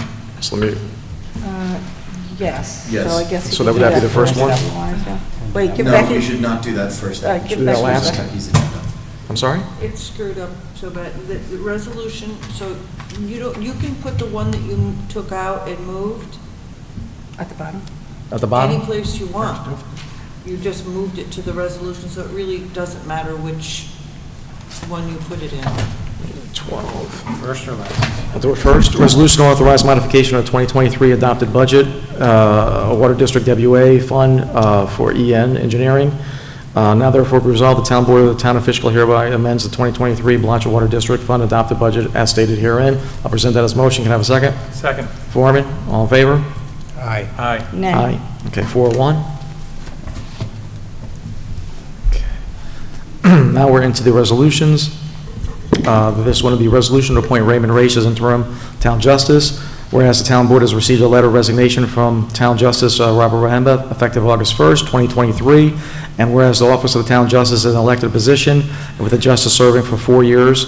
Whereas Justice Rahamba was most recently elected town justice in 2019 to a term commencing on January 1st, 2020 and ending December 31st, 2023, and whereas the resignation of Justice Rahamba leaves a vacancy in the Office of Town Justice for the remainder of his term, expiring December 31st, 2023, whereas the Town Board desires to fill this vacancy by appointing Raymond Raish to the position of Interim Town Justice with a term to begin August 1st, 2023, and expire on December 31st, 2023, and whereas Mr. Raish has indicated he will accept the office of Interim Town Justice if appointed, now therefore be resolved by the Town Board as follows. Section 1, all above whereas paragraphs are incorporated herein, references set forth in full. Section 2, the Town Board hereby appoints Raymond Raish to the position of Interim Town Justice to a term beginning August 1st, 2023, and ending December 31st, 2023, and further directs Mr. Raish to sign the oath book in the Town Clerk's office within 30 days after his appointment as effective. Section 3, the Town Supervisor and/or his designee are hereby directed to take any and all actions necessary to carry out the provisions of this resolution.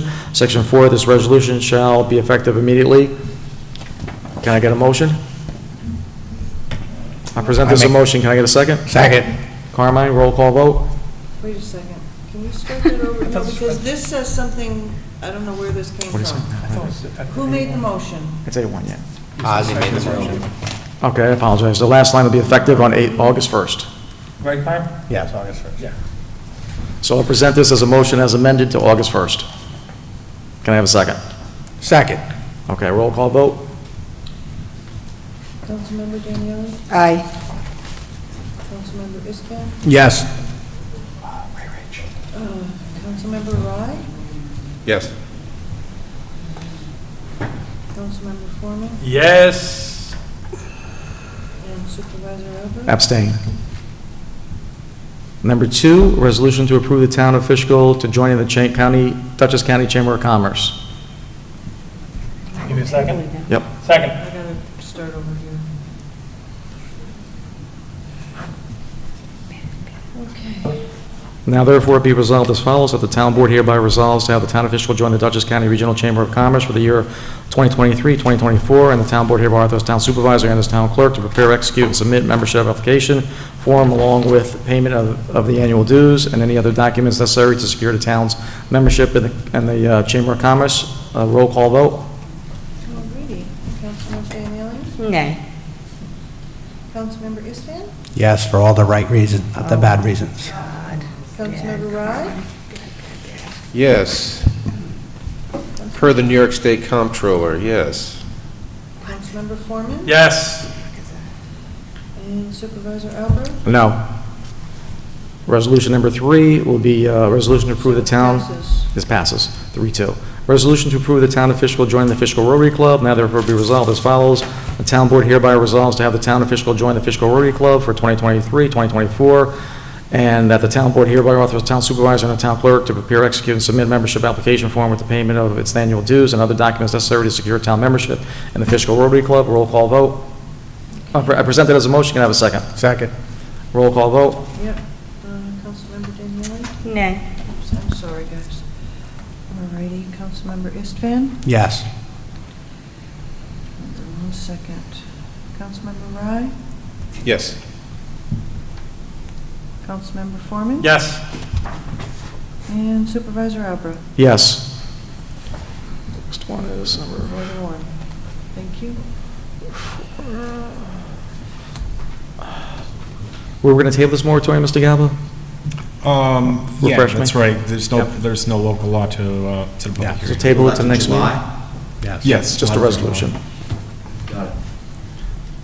Next up is resolution authorized renewal of workers' resolution authorized renewal of workers' compensation policy. Be it resolved by Town Board of Town of Fishkill hereby authorize the renewal of the town workers' compensation and employer liability insurance of the public with PERB Association for the period of July 1st, 2023 through June 30th, 2024. Total contribution to New York State assessment amount $87,747. And be it resolved that the Town Board of Town of Fishkill reappoint Emery and Webb, 989 Main Street, Fishkill, New York, as the broker of record for workers' comp. I'll present it as a motion. Can I have a second? Second. Roll call vote. Certainly. Councilmember Daniele? Nay. Councilmember Istvan? Yes. Councilmember Rye? Yes. Councilmember Foreman? Yes. And Supervisor Albert? Yes. 6. Resolution for the tree next month. Table that to next month, Greg? Yep. You know what you got to do. Last one is the resolution creating a Veterans Advisory Committee. There's a table, I thought. I apologize. Table it to the next meeting. Now up is the resolution creating a Veterans Advisory Committee. Now therefore it be resolved as follows: the town board. Were we tabling this, Carmen? No, you were going to table. Next meeting too? Okay. It's veterans, because wanted to see Louise's changes. We'll table that one.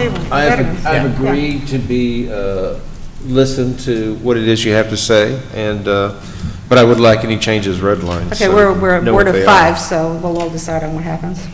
Okay, it's tabled to next month. There were no items for special consideration. New and old business, Louise? Let's see, some more glasses on. I want to acknowledge that June is Pride Month, which honors the LGBTQ movement. I also want to say happy 4th of July, which was when the Declaration of Independence was signed on July 4th, 1776, marking America's independence from Britain. Enjoying the day as you celebrate our freedom and patriotism. You guys just passed joining the Chamber of Commerce, so under new business, I'd like to join the United Association of Plumbers and Steamfitters Local Union Number 21. I met Tom O'Brien recently, and I'm sure he'd love the board to be members. If job creation is what you're looking for, they truly provide them, not the Chamber of Commerce. Will he come and do a presentation? Yeah, that's great, yes. If he says he'll do a presentation, I'll consider putting it on the Okay, agenda. thank you. Let's see, also, okay, the Chamber of Commerce, I'm sure the Chamber of Commerce is a great place if you are a business. My point was not to discourage or say anything bad about the Chamber of Commerce. It was to make the point about John Foreman not joining the Chamber of Commerce because he doesn't even pay taxes. And Carmine, I will not apologize for what I said. I love my town that I legally reside in, and I care about what happens to it, especially when it comes to water issues. And I only stated the facts, nothing else, and the people need to know that. And if they want to go back and read it, they can listen to everything slowly and go on the website for the Dutchess County Chamber of Commerce. Thank you. Carl. Thank you. John. No, thank you. Brian. New and old business, eh? Yes, sir. I called the chief the other day because I saw a family back, seasonally, they're back on the island at Merritt Boulevard. They're selling water. Their parents are under the tree, and these little kids are running back and forth to cars on a busy, busy street. I know that we have gone through this discussion of that issue, panhandling and freedom of expression and who owns the property, and it's not the towns, and there's very little the police really can do, and it's extremely frustrating to a lot of people, and as well as it makes my heart sink to see these kids running back and forth. So I'm just going to suggest that you and I and the chief go talk to, I don't know what else to do unless other people have ideas here, to go talk to Walmart and see what we can do to maybe fill that island up with plantings or something to try to discourage people. Carmine, do you have an idea? Brian, so they're actually now moved to the village, so they're not even on the town side. They went across the street. They went on that one side, the shoulder now becomes the village. Yeah. So Walmart's the town, across the street, Panera is the village. You can't make this up, but it is what it is. So what are we going to do then? We need to do something because it's Well, we could do something. We're still, our town police the village. We could do that. Across the town. Do it with me later, and we'll talk about it. Okay. You know, there's been a lot, I'm going to say this one last time, I'm involved in so many different committees, to think that, again, I would do anything to discredit the oath that I took here. On a committee, a small committee within a large organization that's the chamber, and if Continental Commons has come up while I've been present, it was certainly in a fleeting moment and I didn't participate in it. There's no advocacy on my part. The chamber is obviously going to advocate for business, and I understand that there are those people around that just don't like that. I never advocated for that. I never took a position for that development. I stayed clear of it, but here we are with these issues. And being a part of something, being a part of an organization where you're hearing things, trends in business, issues from Albany, there's no denying that that is a good thing to do, as opposed to resenting it, despising it, and being in a vacuum. That's all I'm going to say. Thank you. Board members, I've been getting a couple calls, and some residents of Kim, I'm sure you guys are all worried about this, about that nursing home on Castle Point Road.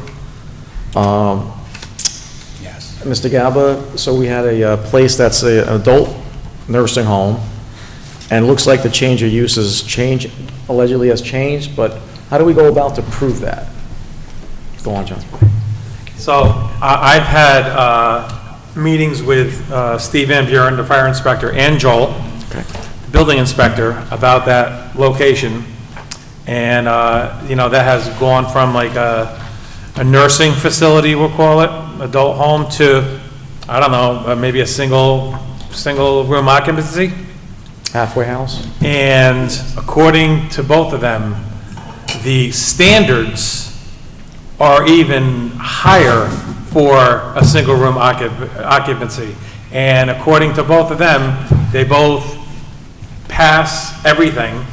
And I don't think they're in a bad, we can't kick them out because of a zoning issue. I mean, they've changed, but they fit. That's as of that. There's got to be something.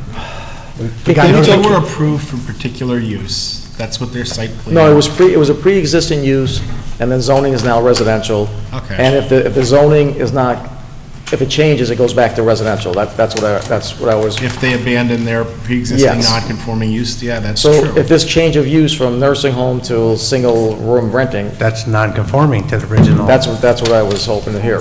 Well, you're going to have to talk to code enforcement about what the difference between the two is. And Can I if hook it you up turns with- out that they have changed the use, they've abandoned it, then they would go back to single family. Can you follow up with the building inspector and Yeah, hash this out? that's the first time hearing about this. I'll give a call to Joel in the morning. Yeah, if that's what he told you, then we can always squash it. All right, I have nothing else. Next town board meeting, Greg, is when? It is July 16th?